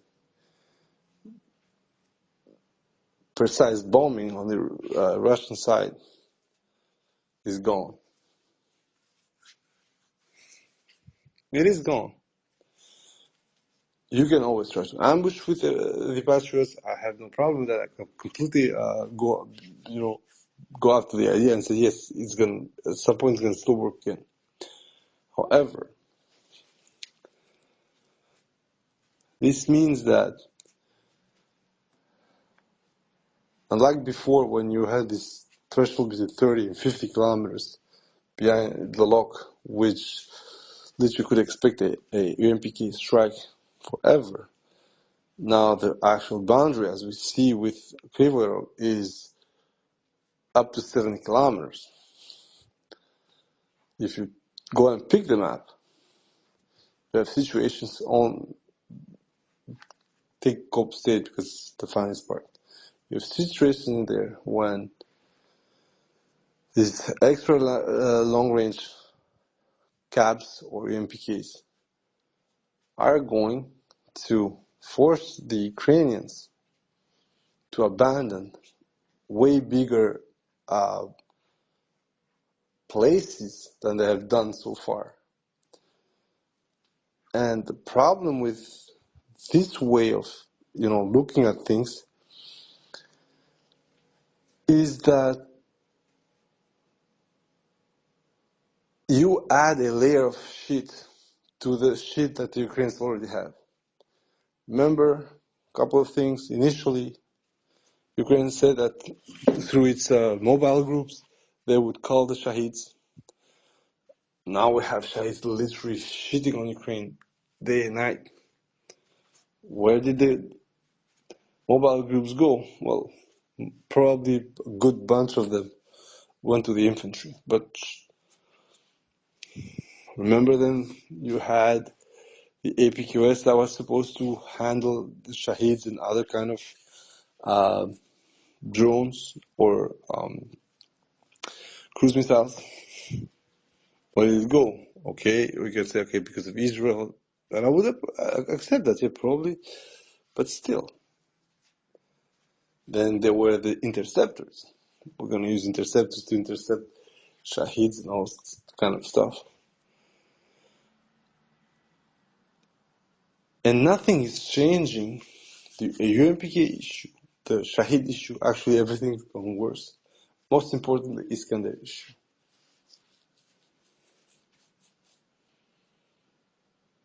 So generally speaking, what you're seeing from Ukraine when they go pushed down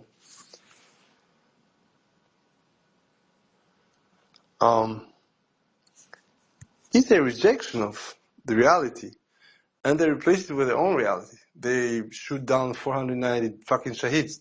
Never mind if half the city is burning. Not a problem. They shoot down like probably 5-6 Kinjals and 5-6 Iskanders. Never mind if shit gets blown anyway. I mean, it's not a big deal. It's not a big problem. At the end of the day, who's gonna fucking keep accountable for this? In best case scenario, those Iskanders just blew a high-rise, killed 17 kittens and 3 orphan children. And also the last cat from Aleppo or stuff like that. Of course, this is satire, but you know what I mean. So, once again, we get to what I said. Ukraine has not been held accountable for its mistakes. And just don't fucking trust anything about Ukraine's weapon sources starting to dry on. Absolutely not. Ukraine, within a couple of days, 4 exactly, started a huge strike with storm shadows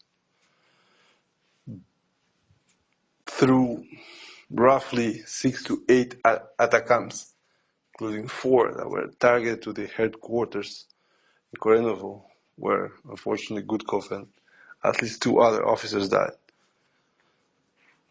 And then with those missiles, they fired into Kartinsk, and they fired to 2 other places where apparently it didn't go that well for them. But it doesn't actually even matter. It's not a problem. What I'm pointing out here is that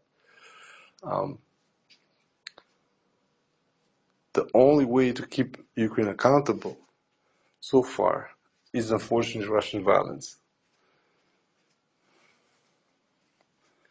And the problem with that is that Russian violence is not keeping Ukraine accountable for its faults. Russian violence is keeping Ukrainians accountable for supporting silently what Zelensky is doing, which is making them lose the war. And this is such a huge burden for everyone. Everybody needs to understand this.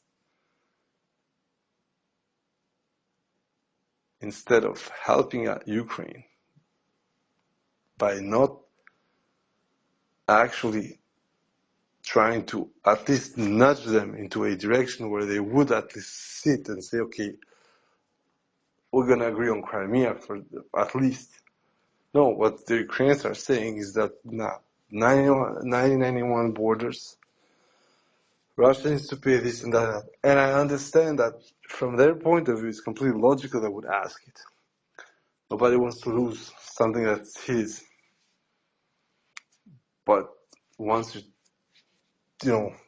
get out of that nonsense and start looking around, you can understand the problem. Ukraine, at this point, with this input, with this logic, is not winning it. And I'm not saying to the Ukrainians to just give up. No, I'm saying right now you cannot win it, so you have to, go back to the drawing board and try to find a way to have, as I said, the Westerners inside that could work, I don't know, maybe as a tripwire or something else.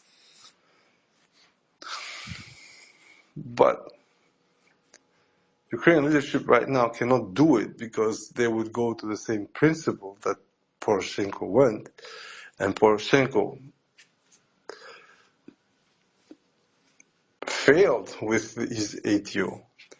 And then when he went to Minsk, he tried to lose the least possible and give the least possible elements to the other guys when it came to negotiating Minsk 1. Then the situation around the North Donetsk airport and the Baltsevo happened, and then you had Minsk 2. But in both cases, Poroshenko made sure that he would not get hanged. The problem with Zelensky is that the choices he made and the way he completed them made it impossible for anyone to allow this guy to stay alive if he signs any kind of document which would give away jurisdictionally so-called Ukrainian land. So Crimea, no. All the oblasts, no. What's the matter? What's the logic behind it? And the logic behind it is that Zelensky needs to survive. In order for Zelensky to survive, the war needs to be ongoing. And there you got it. The Ukrainians, as usual, the Ukrainian leadership, as usual, have managed to intertwine their survival with peace. And they promised stuff in 2014 and 15, they never did it. And now the next negotiation, in my opinion, are going to have the same kind of logic. Nothing happening out of nothing. And Ukrainians are masters to do this. The narrative, they're right, and of course they've right it because Westerners literally gonna lap everything that Ukrainians say without any kind of doubt.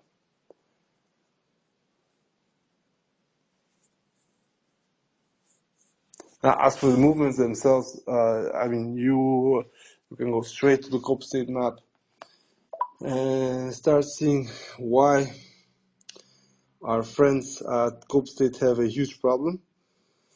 First of all, they allowed, as I said, within a couple of days, over 160 square kilometers in 4 days, actually.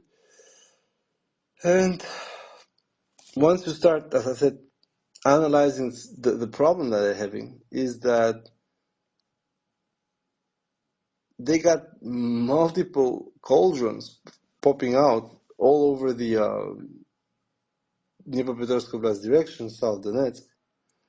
But also, for instance, if you check the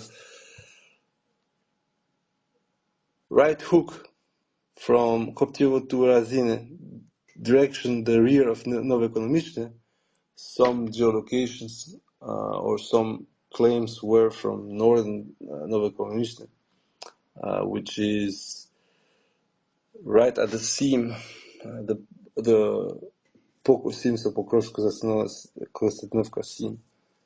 You just can see it. It's exactly as the team said. The point is to go and cut the highway that goes north to south along Rodinsky and Krasny Liman. Initially, as I said, it's not going to be physical. They're probably going to move up from Razine, cut Novoekonomichne, put Mirnograd into a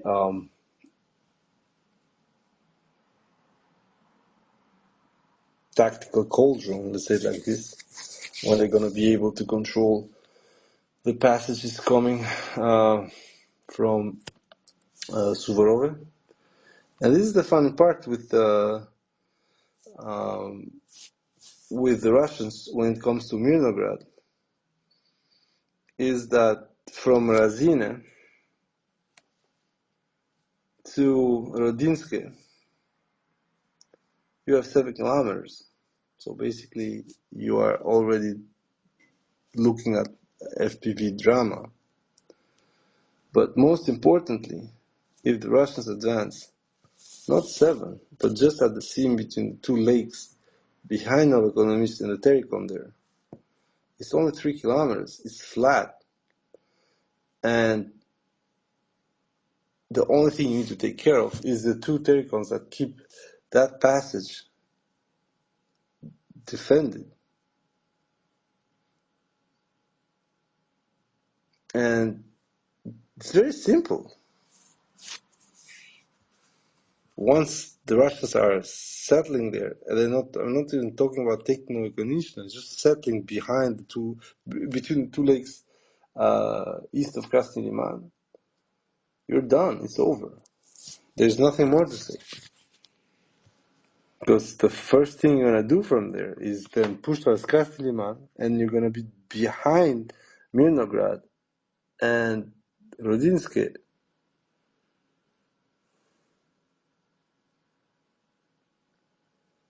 In between those 2 areas, that means that the road going north to south towards the Rivne and Pokrovsk, that just goes next to Rodinsky, is as good as dead.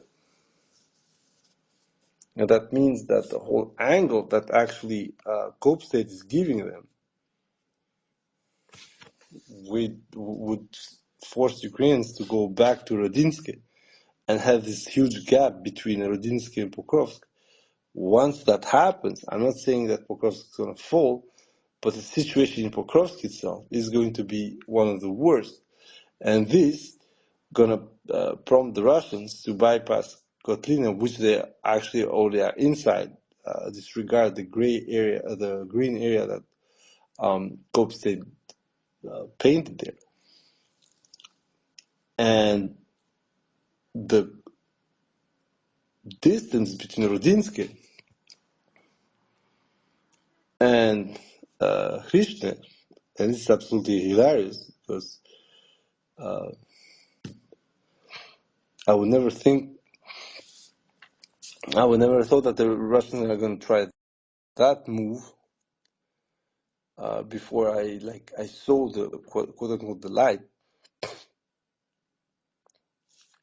But the distance between Krishna and Ordinsky is 8 kilometers.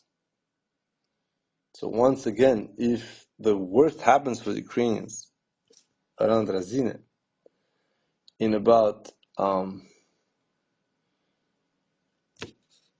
16 kilometers, you just called a huge agglomeration of roughly 100,000 plus before the war.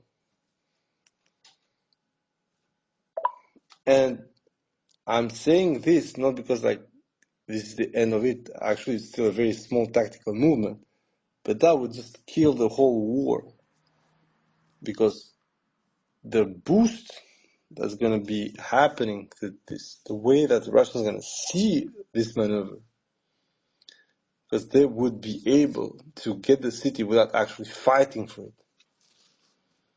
And of course, they are fighting for it, but not the same that we are supposed to see scenes like that. In any case, the problem that we're having, though, is that what the map is showing to everybody,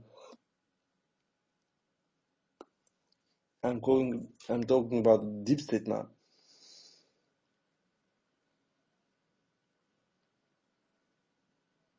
And the description that deep state is doing for all these maps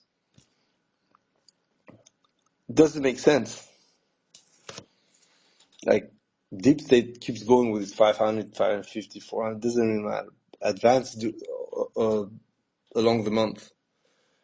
But then, with the same breath, deep state says that, yeah, okay, this is not happening, this is not happening. They didn't stabilize anything there. They didn't sat there, nothing. So things are good. Let's hope that the CEU is going to stop the Russians. We come back a week after. We just added 180 square kilometers because, things happened. And it has been a leitmotif for now 2-3 months. And nobody says anything. Once again, I mean, the SBU said something, but not the way we wanted. In any case, as we're seeing right now, there is a acceleration of smaller fires all over the front for Ukrainians. And the only way for them to actually quench that would be to make a choice.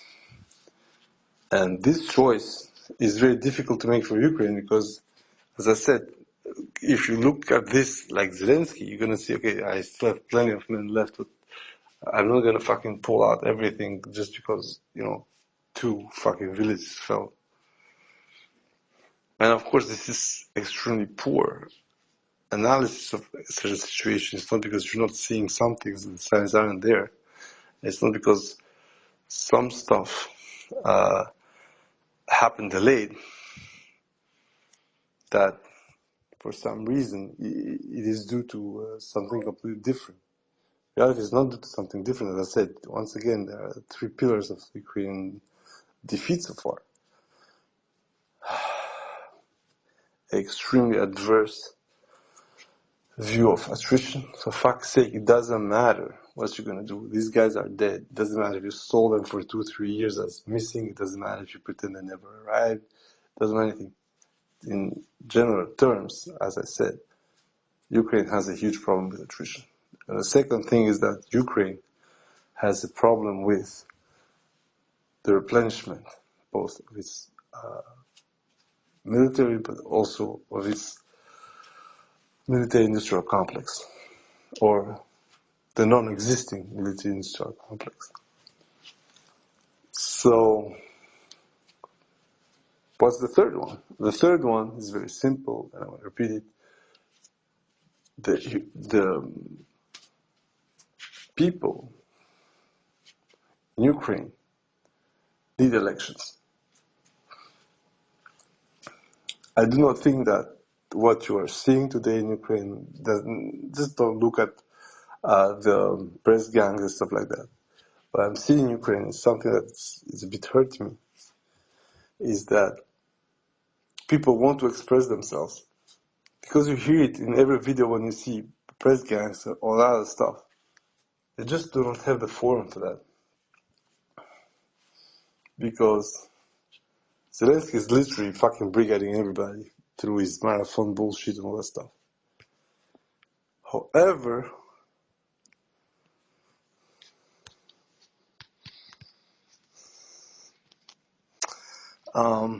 the problem with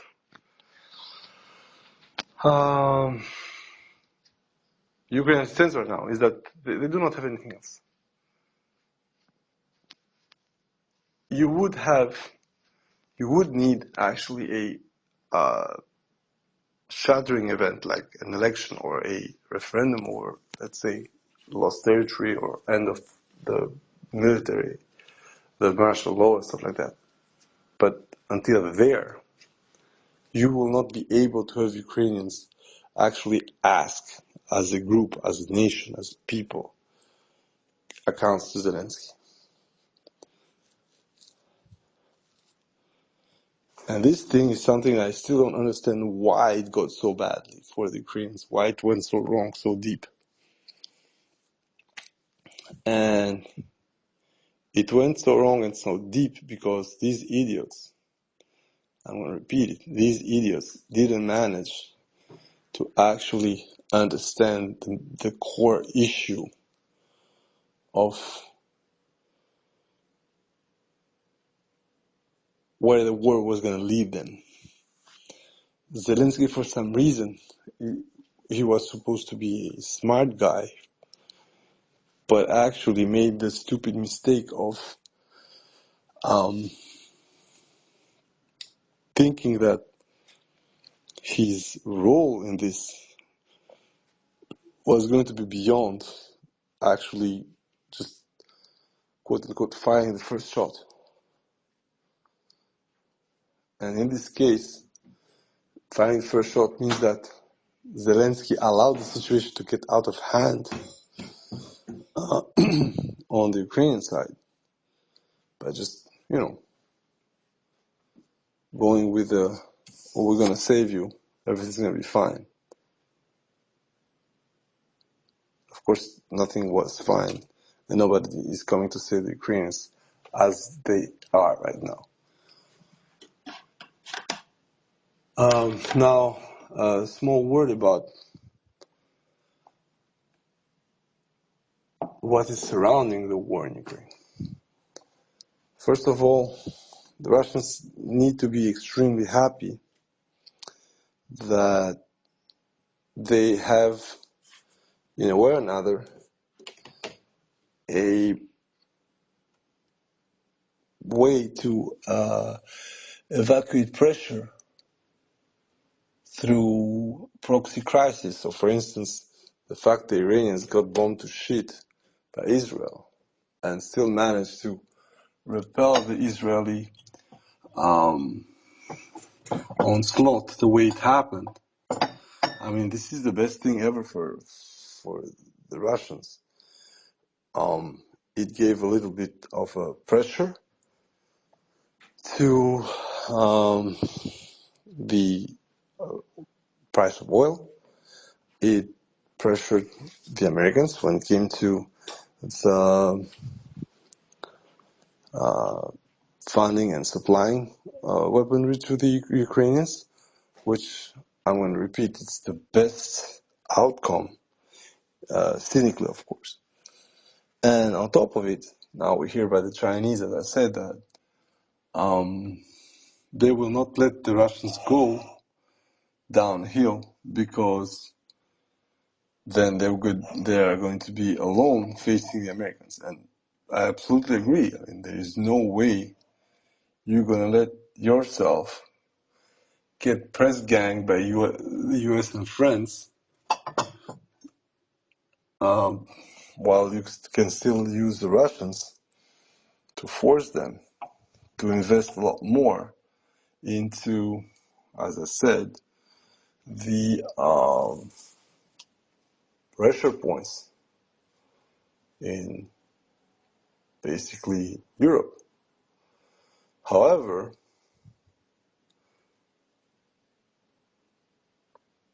this doesn't justify the reverse of it. So basically, as I said, the Chinese so far want this war to keep going, but at no point they have given up this fake neutrality bullshit. What they're doing right now, and it's a bit sad, but this is what it is, is that they are willing to have the Russians die for their own strategic long-term interest, which is, once again, it's completely normal. We are into a Machiavellian relationship, and nobody should hold it against the Chinese. I mean, at some point, the Americans used them the same way with the Chinese pivot in the 70s. However,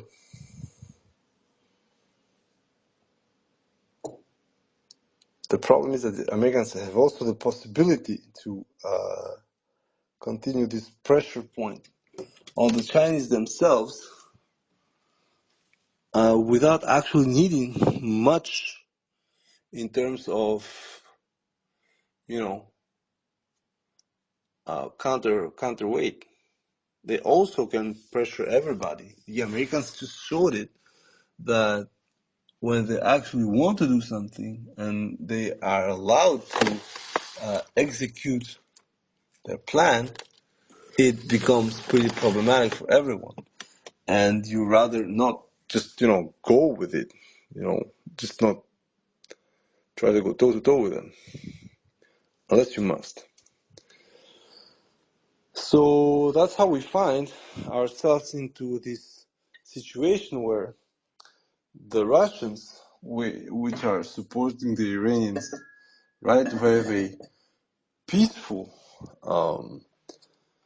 nuclear program, at the same time, are not agreeing on the Iranians having basically the only deterrent they should and they could use against the Americans. And this is where the problems are stemming, and then some guys are not happy about the situation when it comes to the Russians. And I personally don't agree. I'm saying, you need to understand your main issue here, and your main issue is not that the Russians do not want the Iranians to have the bomb. The main issue is that nobody wants the Iranians to have the bomb on the two sides who are, quote-unquote, aiding Russia. The Chinese don't want the Iranians to have the bomb, and the Russians are not going to be bothered that much. But they do not want the Iran either to have the bomb because of a specific relationship towards Israel, which is both close to Moscow itself, but also close to the larger Russian nation as it stands. Despite the fact that those guys who went to Israel mostly hated the Russians, but, sentiments are a very difficult thing to master and control. So, there you had it. Israel had put in place the operation, they say, for 8 months. I'd rather say for over a year and something, if not a lot more. They started the situation. I pointed out that unfortunately for Israel, that was not the right road to go. And despite the quote-unquote successes they had, they came to the conclusion, as most of the guys who understand basic math, that Israel could not keep it for long enough. Despite everybody going to kill, they could not keep it for long enough. Especially if the real target, would be the Iranian nuclear program. Instead of that, what the Israelis did is that once they gained a good command and control of certain areas of Iranian airspace, they went after everything and anything they could do. We're learning every day something new about these attacks. And the most recent is that the Iranians have captured a bunch of drones, of which the database, once open, seems to see them depart from the Gabal Air Base in Nakhchivan area for the orbiters. So what the hell do you do at that point?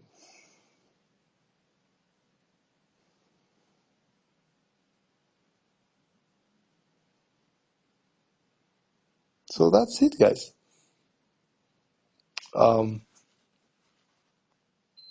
We are entering, once again, a lot of what happened to the Russians in February 2002. We're entering the phase where one side thinks they can blindside and get rid of the other, and it ends up with a much longer and a lot less predictable situation, which requires, in this case, the US to actually assist with a strike mission. And that's it. That's how these things are going right now. The pivot to Asia on the American side is very complicated, notably because Ukraine is not able to do good with the weapon it receives. Although, once again, the one to blame for the situation is actually Biden. He failed all over the line to reach a situational agreement. Although with the G's, you just cannot have them. We've seen that they actually used even the so-called agreement as a way to deal with other problems before coming back at you. So clearly, there is no kind of justification on what's going on when you see it, as an impartial observer. But the reality is that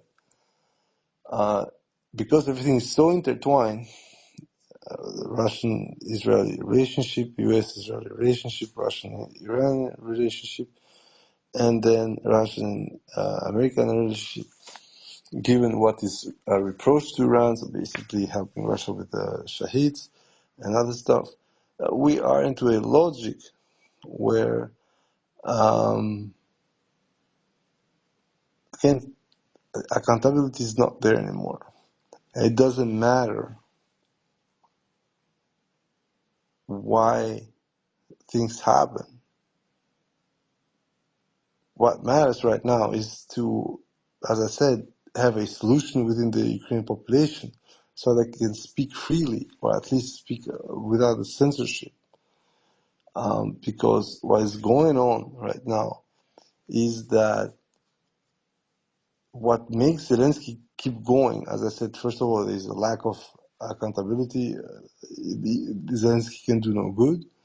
But most importantly is a lot of things that we're seeing here, both from the region but also abroad, is that people have gone nuts.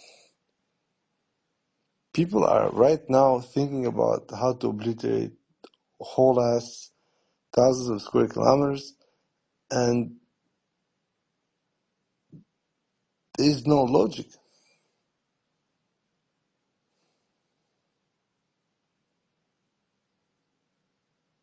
And that's it. That's absolutely it. Right now, the Ukrainian leadership is making things extremely complicated for themselves when it comes to going out of the situation in any kind of way that is not ceding ground.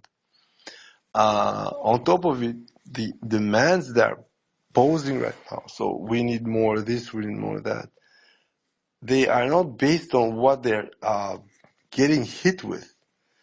I do not think that firing a PAC-3 MSE to a Shahid is worth the money. What's just going to happen is that you're going to maybe shut down, whatever. surely you're gonna have other such kind of winter, and you are not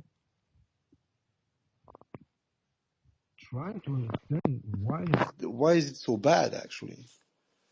Zelensky is not trying to understand that Ukraine is going to the shitter because he himself has appointed people based on what he wants from them, not what they can bring to him. And this is why things are so bad for Zelia right now. They are bad because nobody gives a fuck about how he sees things. Everybody's giving a fuck about how things really are. And this scares a lot of people in the West. The phone call from Macron to Monkey wasn't some kind of appeasement move. It's just that Macron wants to hear what Monkey has to tell him after what Macron said last year, that if shit goes downhill like this, I'll need to send the troops. And but things got worse than last year. And Macron, okay, not as bad as Macron would send the troops. Things got worse than last year, and Macron still isn't thinking about that. First of all, he doesn't have the means for that, but that's another point. But second is that the American umbrella is supposed to help him out, is not there.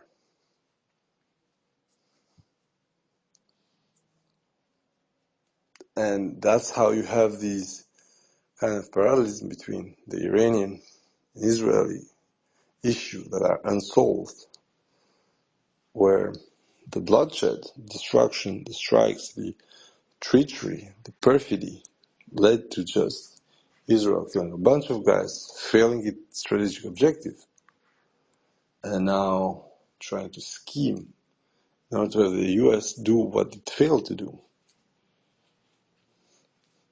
And on the other side were the Russians as well, which unfortunately the broader strategic objective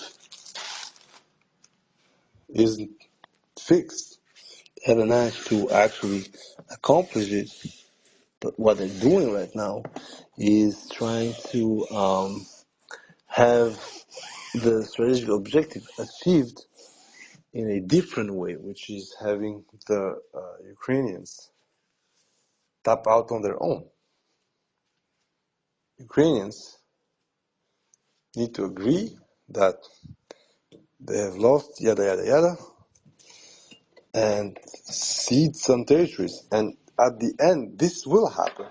I know that people are still extremely, I'd say, doubting the situation. But to me, I'm telling you, there is no other way for Ukraine, for as long as there is no intervention from abroad. It just makes no sense for them to hope that suddenly Russia will just crumble. They're not going to be able to pay their soldiers, have enough weapons. When you see how the Russians are already acting, despite the fact that they do not have that issue. And this is one of the inflections that are scaring a little bit, that the Russians are obtaining better results by preparing for a way longer war and sparing both equipment, but also sparing exposure to a longer war hitting them through their expenses. So basically, what the Russians are doing right now, and the Ukrainians didn't manage to catch on time, is that the Russians are going to force the Ukrainians, as I said, to defend themselves or pull out, but not where they want, where it will be mostly too late.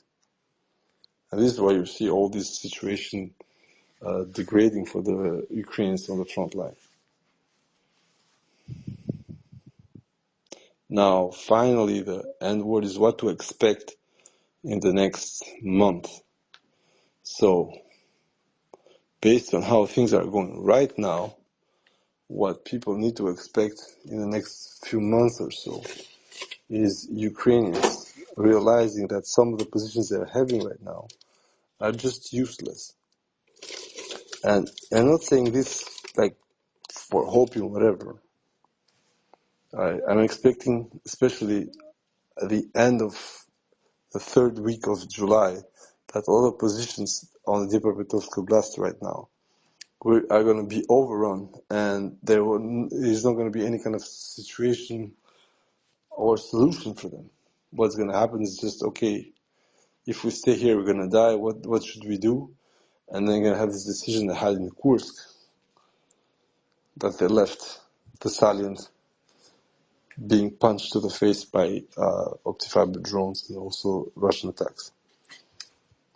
The other problem, though, this is the scariest part, and this is the one that is scaring me right now, is that if the Russians manage to actually achieve their plan from Razin of Konechny, then the Ukrainians are going to face a huge problem, which is, what do we do with Pokrovsk? Once the writing is going to be on the wall for Pokrovsk. So once Novokonechny gets chomped and Russians go towards Rodiansk, it's done. Because then you will have to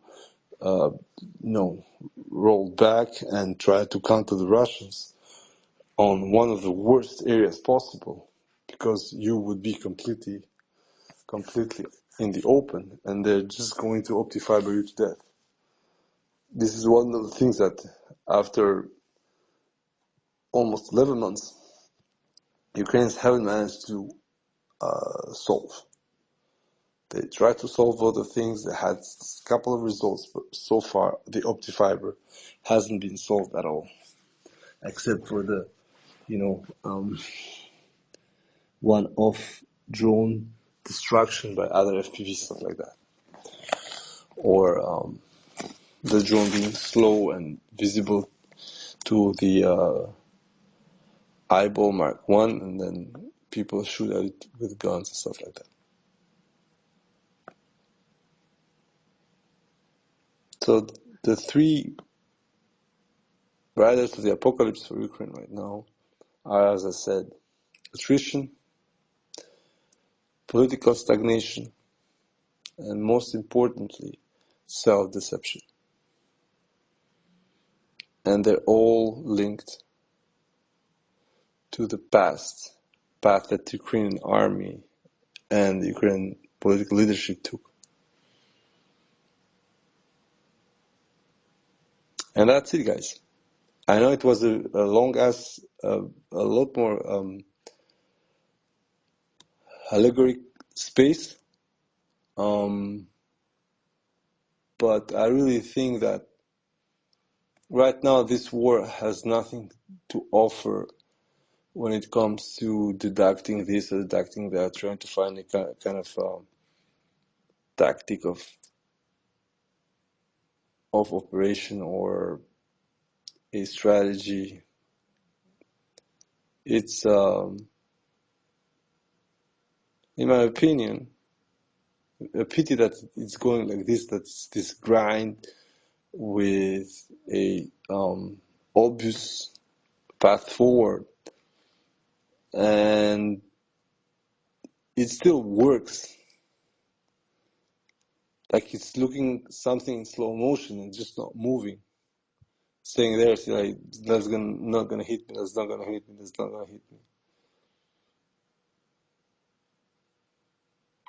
And this is what makes a little bit my blood boil, is that how the Ukrainians can call their guys leadership or leaders. I don't get it. Some of the things that you're seeing happening to Ukrainian formations are like the most basic shit ever. And most of it is straight up due to the fact that Ukrainians just do not have a tempo. Right. They're always too late in almost everything. And when they defend, you had these videos with a lot of drones hitting large Russian columns. It's already too late. The Russians have accumulated a couple of units that are pushing towards you. So they're going to be a second push behind. And you're still at the same place. So basically what you're doing is trying to absorb the first strike, while the second one is coming to you. And you haven't moved. But they have. They're closer to you.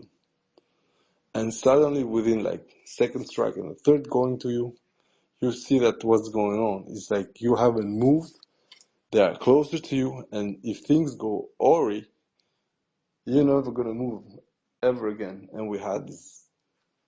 But you need to understand that drone operators on the Ukrainian side are like half of defense operation, which means that never mind how good they are, never mind how many guys are going to destroy the first wave, the moment the other side comes closer, you need to fucking leg it. And in many cases, Ukrainians do not leg it, they try and stay their ground, and if they don't get killed by the advanced soldiers or some kind of flying trash, they're gonna get you MPK to death. Or in a couple of extreme reasons, you're gonna have an Iskander to your face. And once again, it is, as I said, attrition, self-deception. And they need a change. This change is both politically and militarily needed, but right now in Ukraine they're fusioned. So, what needs to happen to Ukraine is Zelensky needs to go. I'm not saying that whoever's going to come after him is going to be better, but Zelensky at least needs to go for the Ukrainians to start going out of this fucking mental prison I'm having with Zay being who he is. And then self-deception, fortunately, Zay has established, not only him, a lot of other people around it, but they have established this extreme propaganda network where the leitmotif for this propaganda is do not look what happens to us. Just look at Katsab's dying. And I don't even know how this stuff still works for them. Because it's that bad. There's nothing good coming out of it. Absolutely nothing. It's a bad, bad situation where, the only solution for everything is losing a lot of things out of what you were not supposed to lose. So in this case, I think the Russians are going to take a chunk of Dnipropetrovsk Oblast and then they're going to push for as long as Zelensky is not going to decide. And we go back to what I said. Self-deception, political change, and of course attrition, but that's mostly military side. These three rises of the apocalypse for Ukraine are the reason why these guys are not going to make it in this stage within 2027. I'm not saying the war, I'm literally saying how you see them right now and how they are getting their shit pushed in within 2 years. The political system within Ukraine, are they going to go into some kind of military nuts junta, or you're going to have some kind of coup within Zelensky's closest circle, because this is a threat that the Russians actually level towards Zelensky, that next time is going to be double the price. And in a certain sense, the entry into the Pokrovsk Oblast, and if that thing goes fast enough, is going to be the doubling of the price. Because as we've seen with the Russians, they will fucking Popular Republic your ass. And I don't think that Zelensky has anything to say about that when it comes to Dnipro. That was it, guys. Thank you very much. It's kind of late for me, so I'm not going to take questions, but tomorrow in the evening, not a bit like that, but really around 7 o'clock p.m. CET, I'm taking questions. I'm going to make a sit rep. I've not done it for now a year, a bit less than a year actually, a sit rep space. And it will be going around three main things. So first of all, we're going to try and go back to how many Piggers are dead, wounded, maimed, all that stuff. And why, despite all that, the Ukrainians do not just back down. And I have a couple of things to say about that. And the second point, most important, is that why is there no solution for the current Russian operations on the Ukrainian side, despite the fact that they are supposed to have freed manpower from Kursk and, of course, Sumy. And you already know the reason for that, because a lot of that manpower that was freed was actually in white body bags. So, yeah, let's see each other tomorrow, or worst case scenario, Sunday morning. Have a nice evening, guys. Enjoy it.